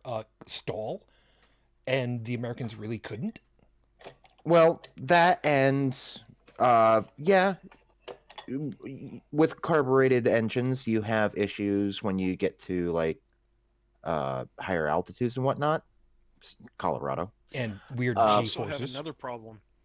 My 78 Monte Carlo had a 4-barrel carburetor, which means when you stepped it down on the gas pedal, you got to watch the gas gauge needle go from full to empty in just a couple minutes. Go, whee! But case in point, you're never going to reach aircraft altitude and G-forces in a car unless you're really, really stupid. Well, that's what the spoiler on the back's for, to keep the car grounded, so that way you don't fly and invert Okay. at the same time. Okay, that's an entirely different animal. But think about it. With a fuel injection system, what do you have to worry about? You have to worry about, the injectors themselves, the whole intake manifold and all that stuff, but also every little bit of sensor, every little bit of electronics. The timing on everything is absolutely critical. I suppose the best example I can give of the diehard do-it-yourself mechanic was a gentleman that I met up in Michigan a few years ago. He was driving a old BMW diesel, straight six, 1960 something. Ooh. It would beat up. The bench seat was a quilt thrown over. Well, that's. I mean, it's self torn up. But here's the thing: those are all cosmetic things. Those can be fixed. All you got to do is just head out to West Quag. You can go out to the little baby Naugahyde plants out there. I mean, just go out, club your own little baby Nauga and strip it and put it over the top. The thing that caught me was he had pretty much all of his stuff for his engine to run was controlled via a vacuum system. Oh my God, I forgot about all those. Completely analog. Yeah, I remember Nope. the first car that I had, my parents had bought for me, was their friend's 77 Ford Granada, and I never understood why there was a vacuum hose that came off one time and it needed to be replaced, and I never understood what any of that shit was for. Granted, this is really only something you can do with a diesel, because for those of you who don't know, diesels don't use spark plugs. They use compression to ignite their fuel. True. So that's one thing you don't have to worry about with a diesel engine. Granted, diesels can be very fuel efficient depending on how you build them. But nowadays, we only use diesels for very large engines. Or again, for civilians who, need it big, need it fast, need it now. Not to mention you can run diesels on, well, just about anything. This guy was running it on French fry oil. I bet it smelled good. Well, it smelled like the back of McDonald's, but ooh. The point being is, he literally completely disconnected his battery while his car was running, and did laps around the parking lot with no battery power, no electronics whatsoever. Okay, wait a minute. Wait. Before we go past that, though. Okay, you can get away with doing that several times. Okay, which makes sense because the battery would be necessary for getting the original crank started. After that, once the compressions get to going and you get the ignitions happening and the system is self-sustaining, the alternator is the only piece that's delivering power to the rest of the engine and the rest of the car, and you don't need, because the only thing it's feeding into the battery for is to recharge it, and why bother? You don't need it at that point. Okay. Aside from the peripherals, such as radio, headlights, signals, stuff like that, the only part necessary for the function of the engine that ran on any kind of electricity was a starter motor. Yeah. That's it. Once it's started, you can have your battery completely shit out and still drive home. As far as to how I was thinking about it, though, I mean, I had the memory of how it's supposed to work, correct?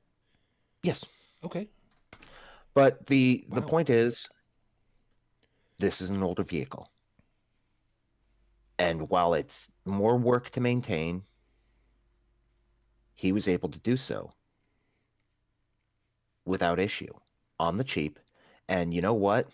I would rather take, just for, your standard gasoline carbureted engine, I would rather have a carbureted engine and spend 10 minutes each month cleaning it up and servicing it, just basic routine maintenance, than go a year with electronic fuel injection only to have it shit out in the dead of winter and be looking at a several hundred, possibly $1,000 repair bill. Okay. But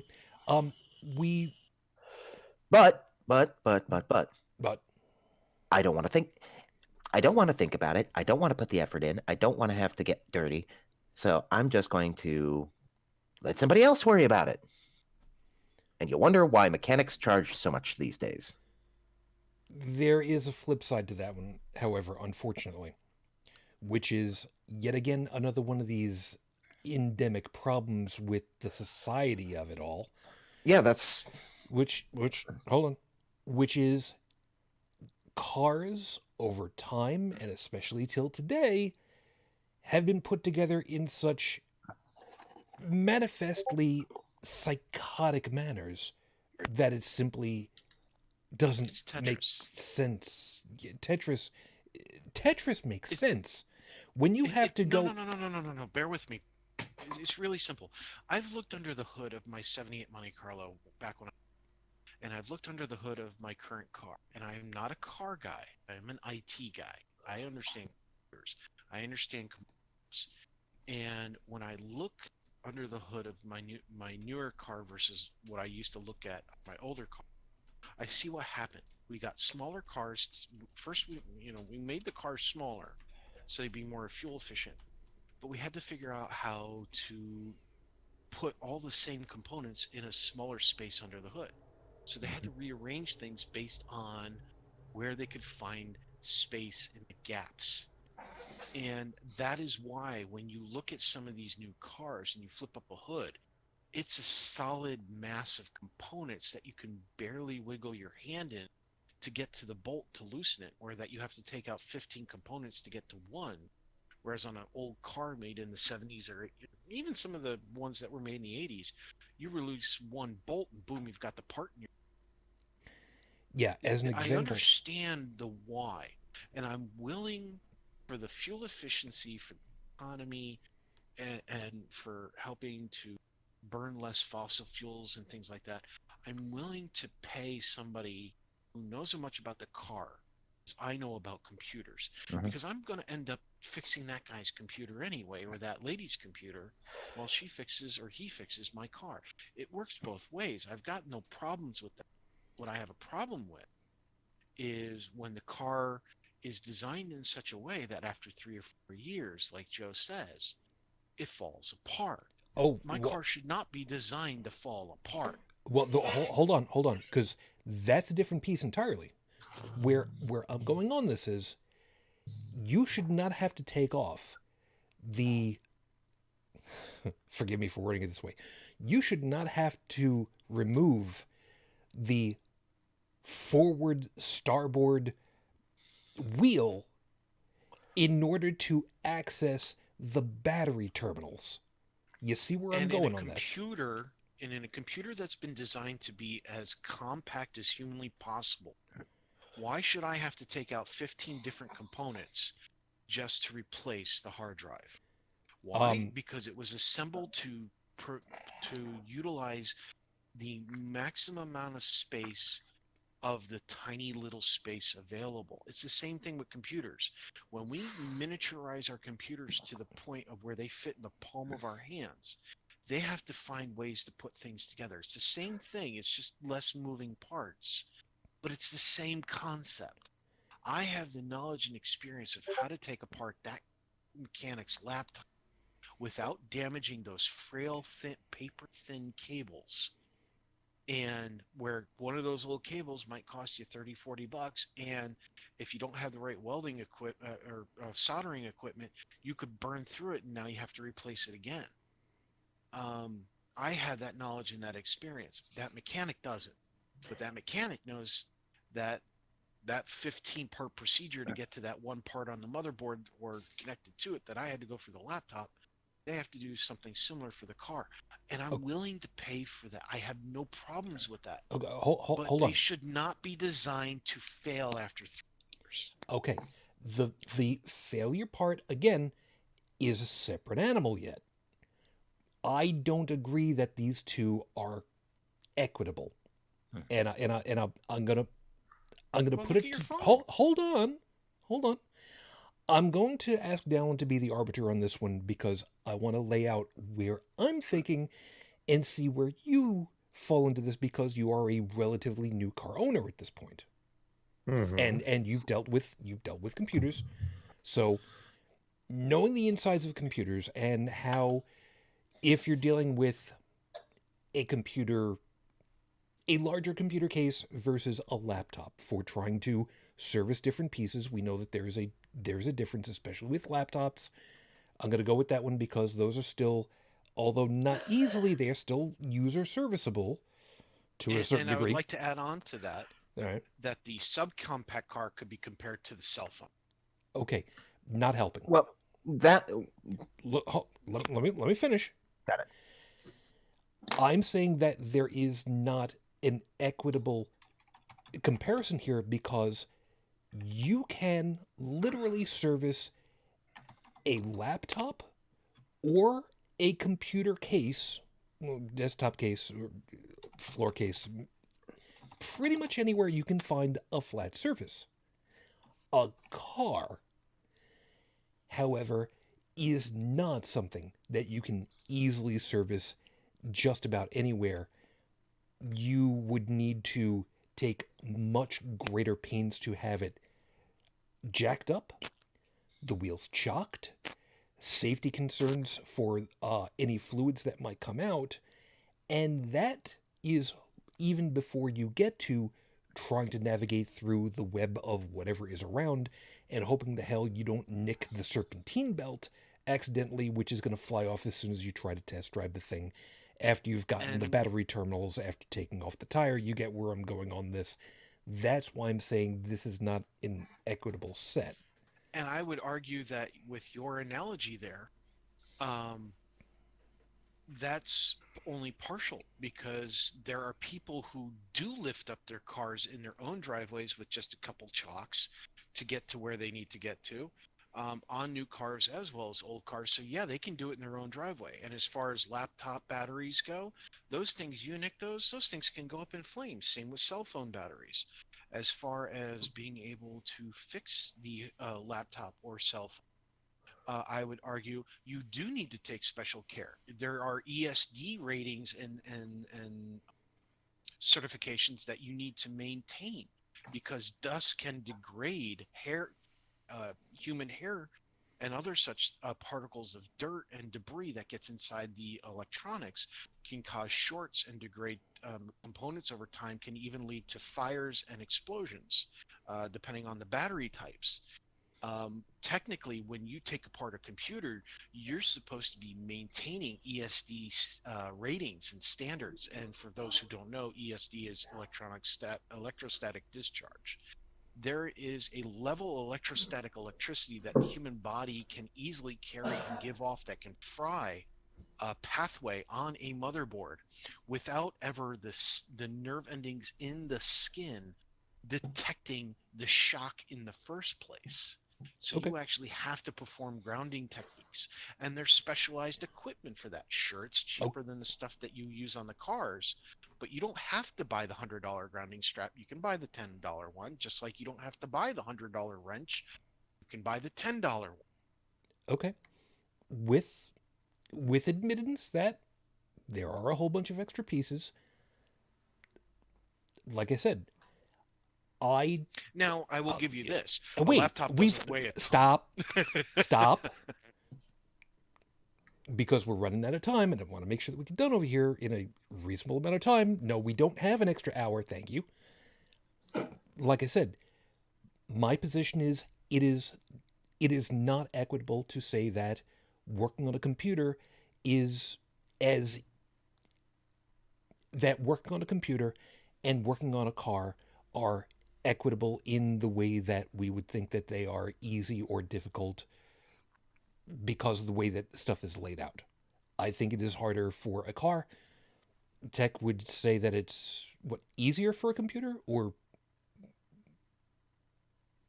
I would say it's comparable depending on the type of computer and the profile that we are talking about. Because I have seen laptops and cell phones that if you take it apart wrong, you have just destroyed a $1,000, $2,000 piece of equipment. Okay, gotcha. So I throw it your way for somebody who has, like I said, at this point, who's probably going with the whole thing. Shit, I don't know, boss. I don't know what to do those. Okay, my own experience. It's a pain in the ass no matter which way you go. Well, there is that, but no, I've worked on vehicles. I've got no milk. Older vehicles, because they're easier to work on. You know, like Joey was saying, you want to get at the spark plugs, you know how to get at the spark plugs. I crack open the hood of the car that I have right now. Yeah, my first thing is, you know what, this is beyond my pay grade. Now, a computer, again, back in the day, you had, your nice big AT cases or your XT cases if you were looking for the monoliths. you know, you knew where everything was, and as long as you could get the cables back in there, you know, the back when, you know, it was ribbon cables and stuff with the old IDE days, you know, everything was fine. Laptops, I remember the first time I saw a laptop open, and I kind of went, yeah, this is not something that as an IT professional I want to do until I've been properly trained, because that is one daunting thing.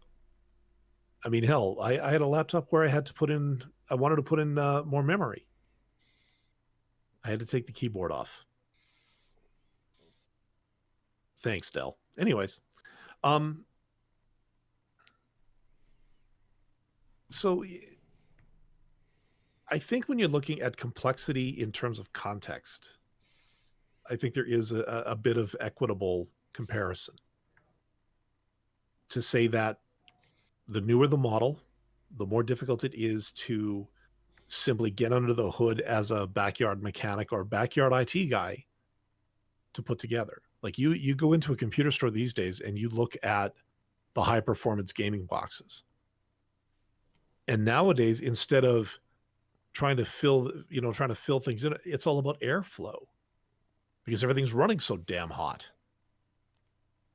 You know, it's no longer about, you know, okay, so we got to put in all of this extra storage. We got to put in this.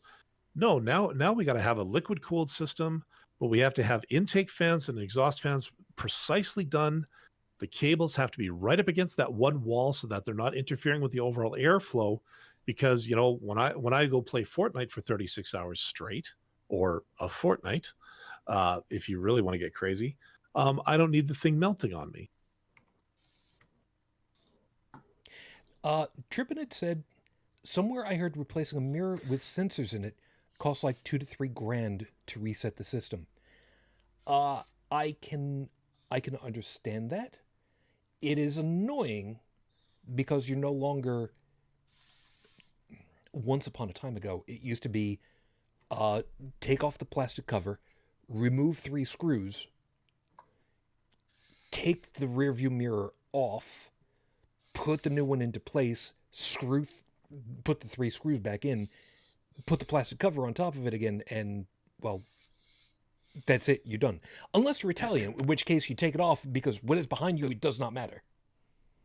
And due to my position that I currently work with the military branch that I work with, I can tell you right now that when it comes to replacing a simple part on a government issued laptop, it costs the government, meaning taxpayers of this country, upwards of $400 to do it, because of the security software and the security hardware, that implementation that they have on these things. Mm-hmm. And if you think about a car, first off, the reason why these laptops have these security systems put into place is because they can walk off. And if you look at a car, if you have a hammer, your car can walk off. So one of the things that car manufacturers, at least the security aspects, try to do is maintain integrity of systems so that they can't be used to hijack the car. But we've seen time and time again how security vulnerabilities still pop up. It just happens to be more prolific in the computer industry rather than the car industry. But I think that we will see a change where more and more hackers are hacking more and more car electronic systems going forward. We've just had more chances to do it against people's computers over the internet. But yeah, I mean, resetting a computer security system after having a whole bunch of changes and everything else ends up costing the government close to $1,000. So depending on what's being done to the computer, I've looked at the price tag of going, oh look, that's a price tag. Oh look, that's a $450 price tag. Oh my God, what the hell are we spending $15,000 doing that for? Oh, well, that's why. Yep. And there are just certain things I'm not open to discuss because it. Don't worry. Okay. Seeing as how we are rolling the top of the hour, I want to. Well, my phone only says it's 1 o'clock, so. Well, your phone is obviously broken. I want to we rolled back the hour. Shut up. I want to finish us off with And Joe, I kind of hearing you with heart of that. Sorry. Brigid, I want to basically pull you in as almost the very last piece of this thing. So, guys, please forgive me. I'm not going to give everybody like an extra piece onto this thing, but I'm going to see if I can kind of dovetail us all back together on something at the end of it all. We were talking about the complexity between basically tools when all is said and done, and how the newer stuff is more complicated and it's more complex, and there are things about it that, yeah, you get used to the new. Yeah, you can kind of work with it. Yeah, it might not be the same way that is what you've done it before, because, well, it's not the way they're doing it anymore. But you can still kind of do it. You just have to learn new techniques. I want to finish with you using this same concept where things have happened in the medical community. A lot of things are still the same, but there are a lot of things that have changed over the couple of decades where the techniques are new because there's new functionality, or in this particular case, in the medical community, there's new terminology, there's new treatments, there's new understanding, and it takes a new type of it takes a new technique to deal with all the new stuff. And that is pretty much the way that it keeps working since, well, we figured out that putting transfusions of blood from dogs into humans is a bad idea. I know, I keep coming back to that one because, God, I feel so bad for those people that went through that. I bet you they weren't using plastic straws for that.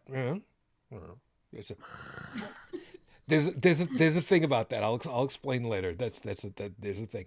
No, but seriously, when all is said and done, I mean, the whole concept kind of translates over into, the medical side too, where it's all new techniques, new technology, new understanding, and new pieces are put into place to work with what we didn't really understand before. And yeah, it's still the same human bodies, but we now have better understandings of different pieces of it that we didn't have before, and we just have to learn about them. Or I should say, those who are technicians of maintaining bodies and mind awareness and health and all that stuff. Well, I mean, even best practices change over the years.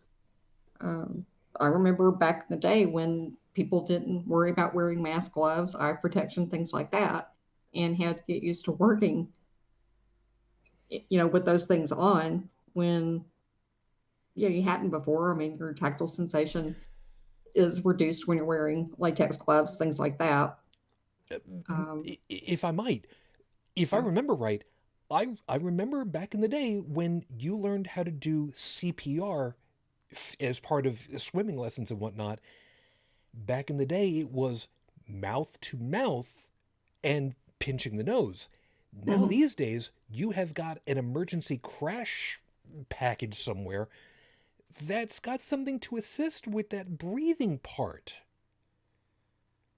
And, barriers so you don't have to do mouth to mouth and, worry about getting, biological fluids on you. And in particular, what could happen while you're trying to give someone mouth to mouth? Oh, you could end up getting hepatitis. You could get AIDS. I mean, it just. God, oh God, if anybody's got a problem with medical squicky stuff, you want to mute yourself for about the next 5 seconds. 4, 3, 2, 1, now, because there are those new plastic ones where it will stop if someone accidentally, what's the word I'm looking for, vomits out their mouth, and prevents that from going through to the assistant's face. Because that does happen. Yeah. Welcome back to all you people. And for those of you that are now, I warned you. Why did you not listen to me? But I mean, you're exactly right. Latex, or rubber, depending as to who has an allergy to Well, whichever that's true material, too. because we didn't think about that in the day. We didn't realize it. Like I said, the aspiration proof mouth for CPR, the emergency automated defibrillator machines. Hmm. It's a matter of that. We keep Using learning. new equipment for, like functional MRIs. Chemotherapy administration has changed. So is radiation therapy. Gamma knife. Nobody had any inkling of something like this except as, oh, wasn't that what got Dr. Banner over in the Marvel Comics thing? No, you don't. 40 years from now, dude, you don't know what's going to happen. And that's really what it comes down to, isn't it? That we end up learning more, and we need to adjust to what that new learning is. And sometimes that's physical layouts of all the equipment that we work with. Sometimes it's the biochemical machine that is us.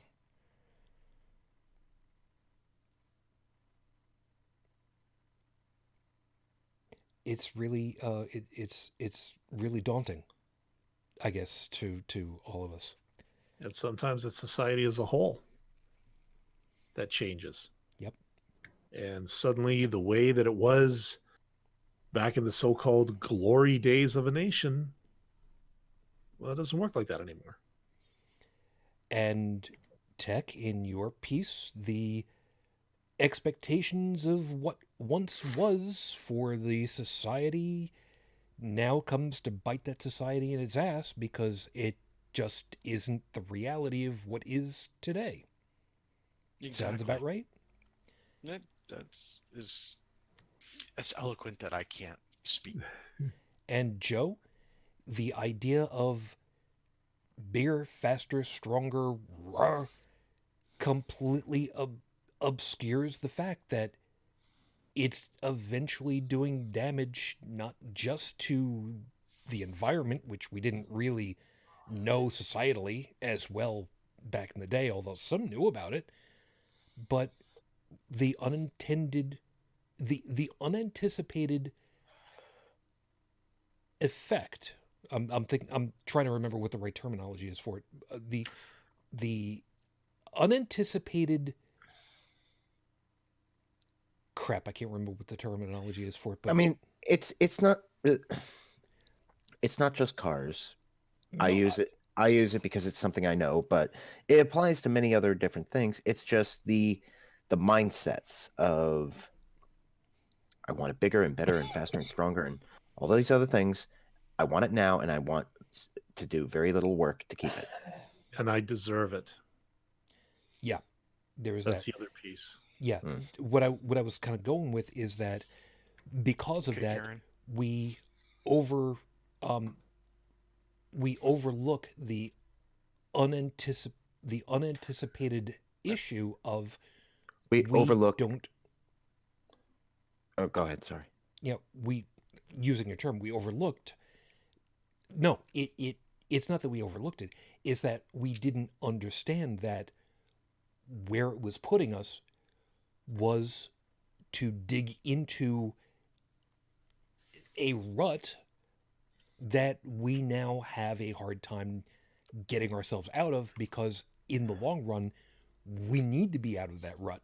We need to move into a different piece of technology, and folks just don't want to. And the long run, the only way to make that happen is for people to die out in that rut and get the hell out.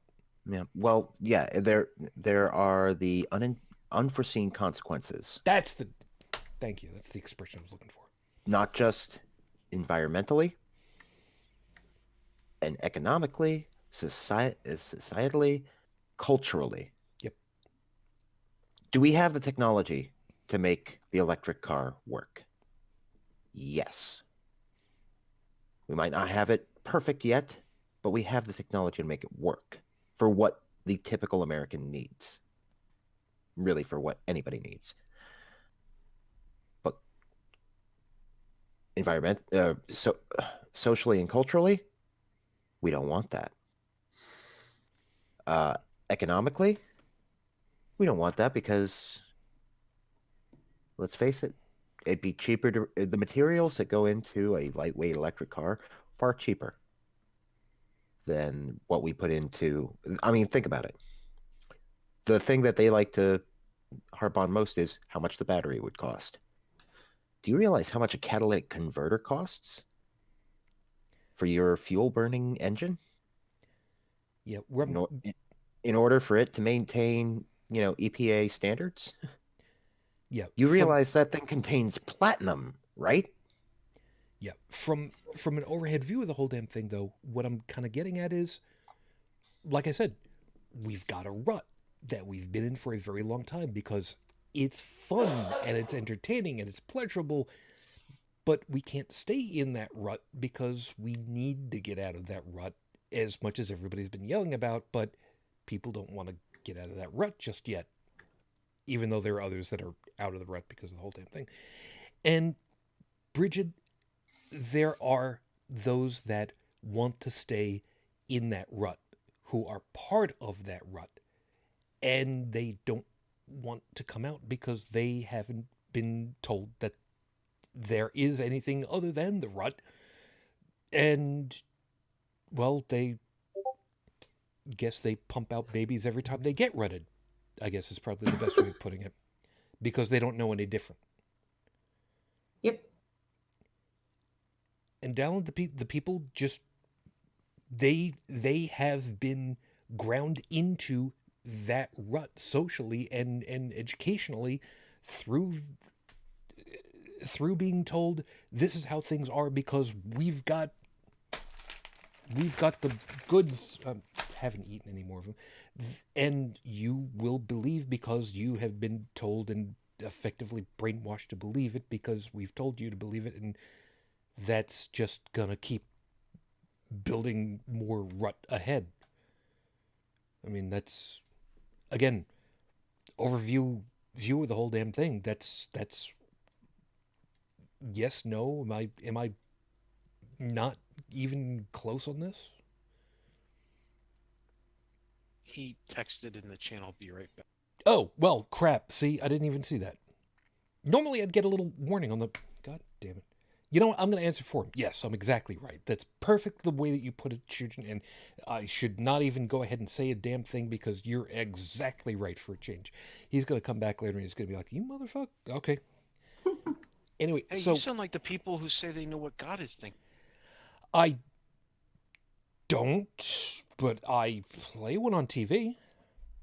I mean, I've got the whatever. Anyway. So he's not here, so, whatever. I put it to you guys. Does it sound like I'm like far off on the way that I'm describing it then? I mean, I'm putting it to all of you guys because, I mean, anybody got a problem with the way that I've laid it out there? Not high. No. It's nice to hang me out to dry. Yeah, you're right, Joe. It does suck. Yep. For those that don't know, Friday night shows when Joe says something and he's expecting some kind of response and dead fucking quiet. Yeah, I got you. I got you. No, I'm sorry. Mm-hmm. So the overarching for the whole damn thing, as far as I'm concerned, even though my piece is that better education would solve so much of these ills, I have a hard time thinking that I'm wrong. And I know that we all want to be right. None of us wants to be wrong about something because that means that we're wrong about something. And I get that. I get that. But I have a really hard time looking at so much of this stuff and thinking that having better... Yeah, now see, now it shows up in the bottom of my goddamn... Okay, see, the problem is, Dalan, your BRB did not show up in the bottom right-hand corner for me of my screen, so I was Oh. talking to you, and You DFQ, weren't there. and didn't show up for me, and that's the problem, because I'm the host, and I didn't see the thing over there, which means I was talking to you, and all of a sudden it's like, Shoo, he's not really here. He put a thing on the... Oh, well, fuck, great, that, And now I don't even remember what the hell I said. Okay, down the idea of the rut just keeps on going, and those people that have been taught incorrectly, poorly, and taught that the rut is all that there is, they get into positions of authority and power, and they just keep building more rut because that's what they think is supposed to be, because that's what they've been taught, and they don't even know that there is a rut, that there is anything other than a rut to be done. Sound completely far off from where the overlooking idea of the whole damn thing is, for your point. Mm-hmm. Yeah. Close enough. No, I know. I mean, people, unless they're shown a better way, and the better way is proven, breaking them out of it's a challenge. Okay. So, like I was saying, it's hard for me to think that better education isn't the answer. I have a hard time thinking that it's not the answer. Because education would solve the problem societally up the board if kids are taught well and properly. They can reason themselves out of being caught into a religious cult. If they are not in a religious cult because they knew enough to rationalize completely that it's bullshit, they're not part of that, then when they go to become positions of authority as they get older, they don't create those problems. They don't create the feedback loop of religiosity in positions of authority. They then are the ones who get to say, you parents, you should know better. Stop being dicks to each other in front of your kid. You know what? You're right. We know better than that. Okay, sorry. We'll get this all working. And then people are no longer locked into an ideology about just freaking any and everything, and they will listen to the numbers say this, and we're not doing this. So we need to change what we're doing and go with the numbers because, shit, long term, look at what's going to happen if we're not paying attention to what we're doing. It sounds good on paper. And believe me, I'm behind it 100%. I think it actually does begin with the kids and with them getting a proper education in terms of understanding the world. Well, no, actually understanding the basics. Your reading, your writing, your arithmetic, and appreciation for history to show what has happened and to recognize as they grow what's happening in front of them and how it compares to stuff that has happened in the past. Are we seeing history repeat itself? Are we seeing, and get engaged, Saturday morning cartoons are great on Saturday morning. But after that, watch the news, get informed, encourage them to be curious. Yep. Just to finish my piece, and then I'll wrap us all out of here. The problem with my hill is the circular feedback. That's the thing that I will die on this hill for. I want kids to be kids. I want kids to learn. I want them to have an appreciation, to have a desire, to want to have the hunger to learn, to understand, to grow, to pass on. But the problem is, if you can't break the cycle that is the lowest bid wins, and it's good enough, but it's, it's the least amount that we could get away with, and it's just good enough, that keeps whittling away at the bottom line. And until you actually prop up that cycle, you keep grinding down like a drill, like a grinding stone, like a grinding wheel, just falling through the tabletop into the ground. There are too many areas, there are too many states, there are too many counties, there are too many school districts where that's the status quo. And in this day and age, that's wrong. That is unconscionable. And they are the areas where this cycle just keeps repeating itself time and again. And like I said, I don't want to be wrong. None of us do. But goddamn, we need to invest in something. Is my position the right one? I don't know, because I'm not a researcher on this. But I grew up in a time when we went to the fucking moon, man. We invested. I have a hard time believing that I'm wrong. I'm willing to hear it. I'm willing to see the numbers. But damn it. When all is said and done, man, the common theme about us all, on all the hills that we would die on for these things, is that we want people to be better. We want the kids to be better. We want them to become better adults. We want people to be better. That's not wrong. The only question is, how the hell do we do it? That's up for all of you to try to figure out. We're just going to point you to the question and just say,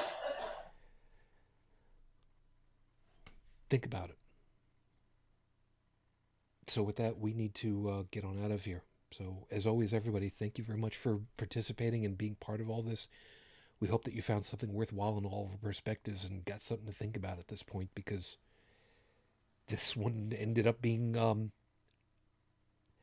this pulled out a lot more out of me emotionally than I expected, and I don't like that feeling, and I've told this on many an occasion, so I'm going to try to hold myself together, because that's kind of the way it works for me.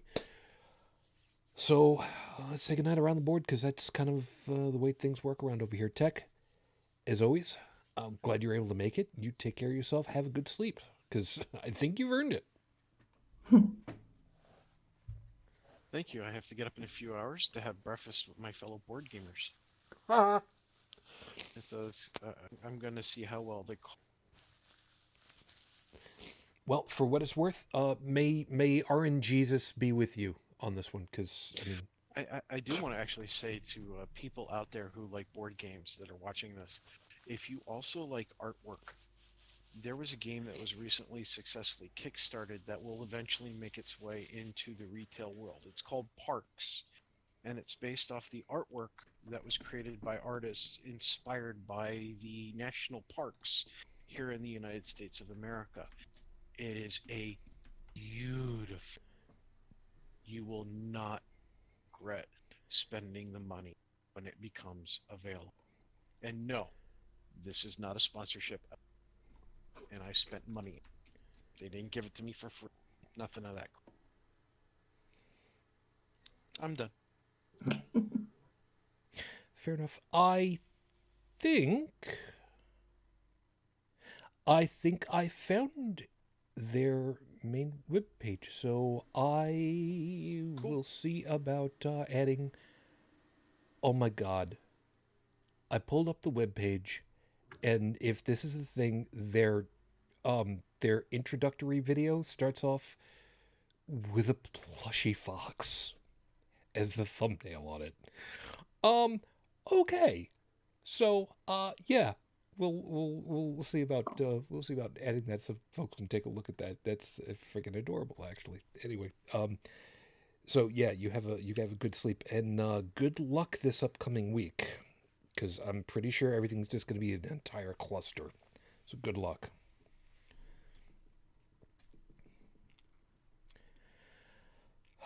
Wait, this week. What's going on this week?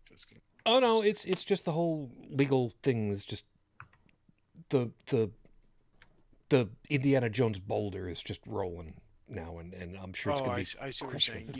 Yeah, with the whole Trump thing and everything. Yeah. I didn't want to say it entirely, but yeah, you kind of got the idea.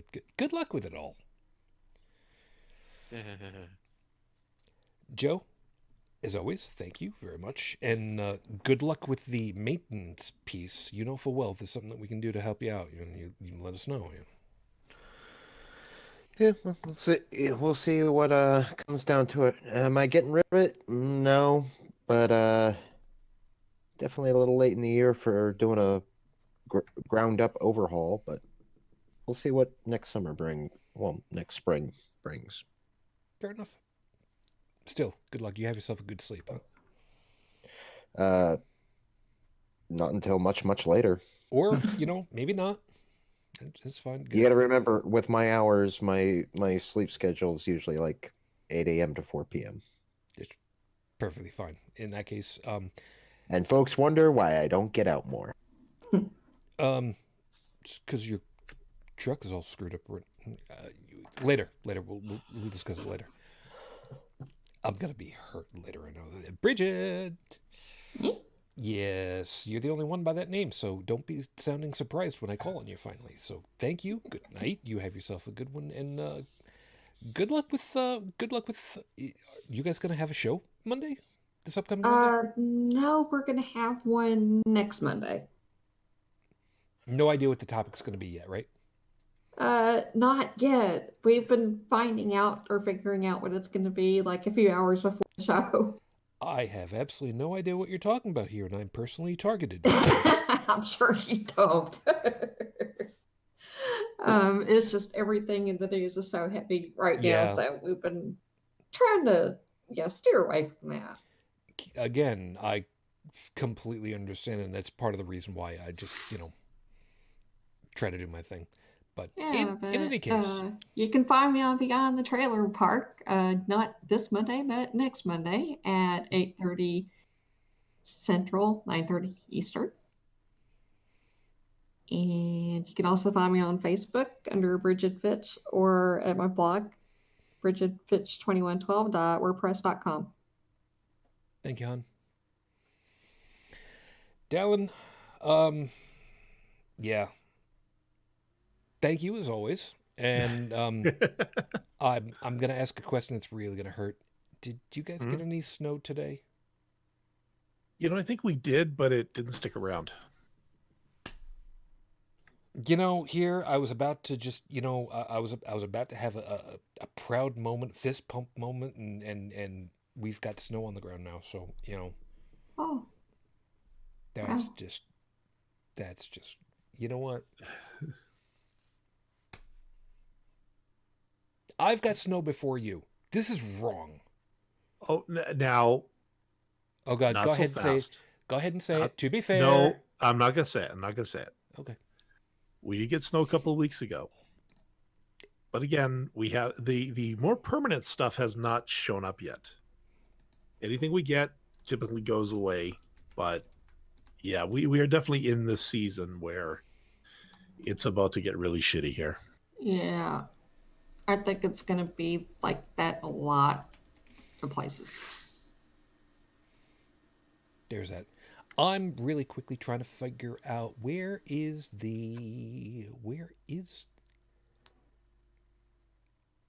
seriously, seriously, Wikipedia, why can't you give me the latitude and longitude for friggin'... Oh, there it is. Trying to figure out where Calgary is as compared to Buffalo. You are 5103 north. I am 4250. I'm more south of you, and you know what? Fine. You know what? There's no justice in... You know what? Thank you for everything that you do and making me feel like shit with the weather right now. Jesus. Glad to help. Yeah. Talk about a guy who just wants to guilt you for everything. Unbelievable.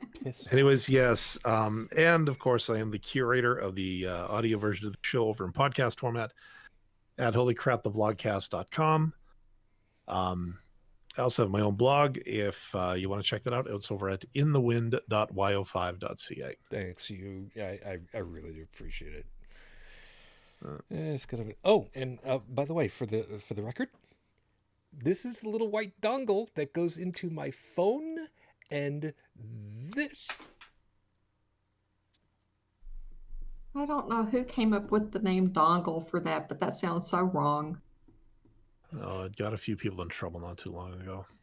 I'm really pissed because the dongle that I was so proud that fit into this thing that would go into my phone, which is the one that goes to the wireless keyboard that I had lost and I refound, is now gone shooting off my left side and into the floor of the office, and I have to try to find it now. And I'm not gonna, because it's dark, it is black, and I'm a freaking moron.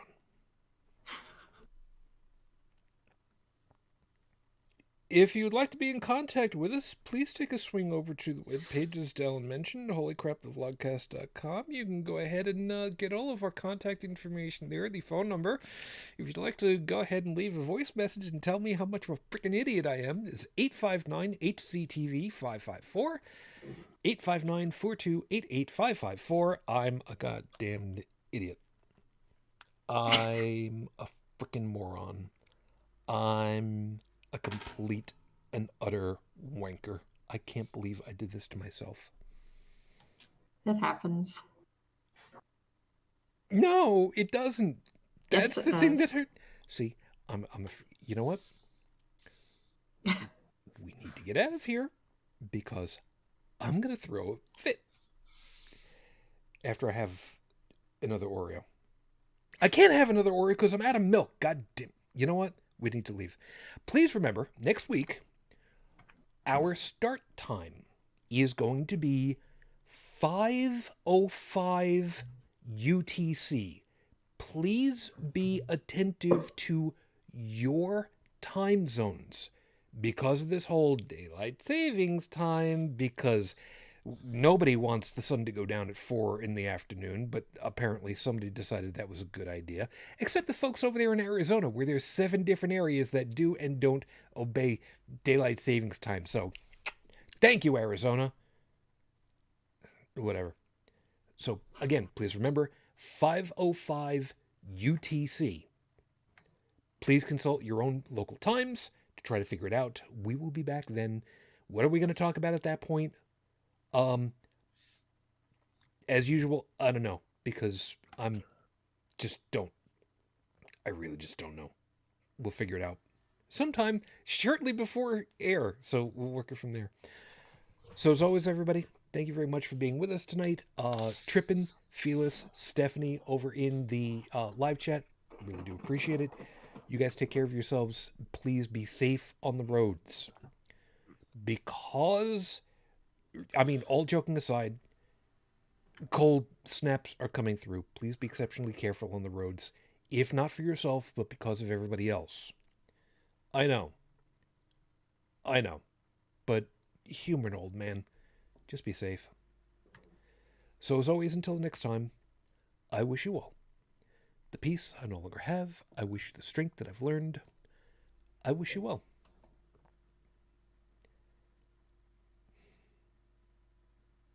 And my lady, it has been too damn long. I am still in love. Matane Fujin. I love you. I miss you. Dream of me. till the next time we get together, everyone. As always, good night.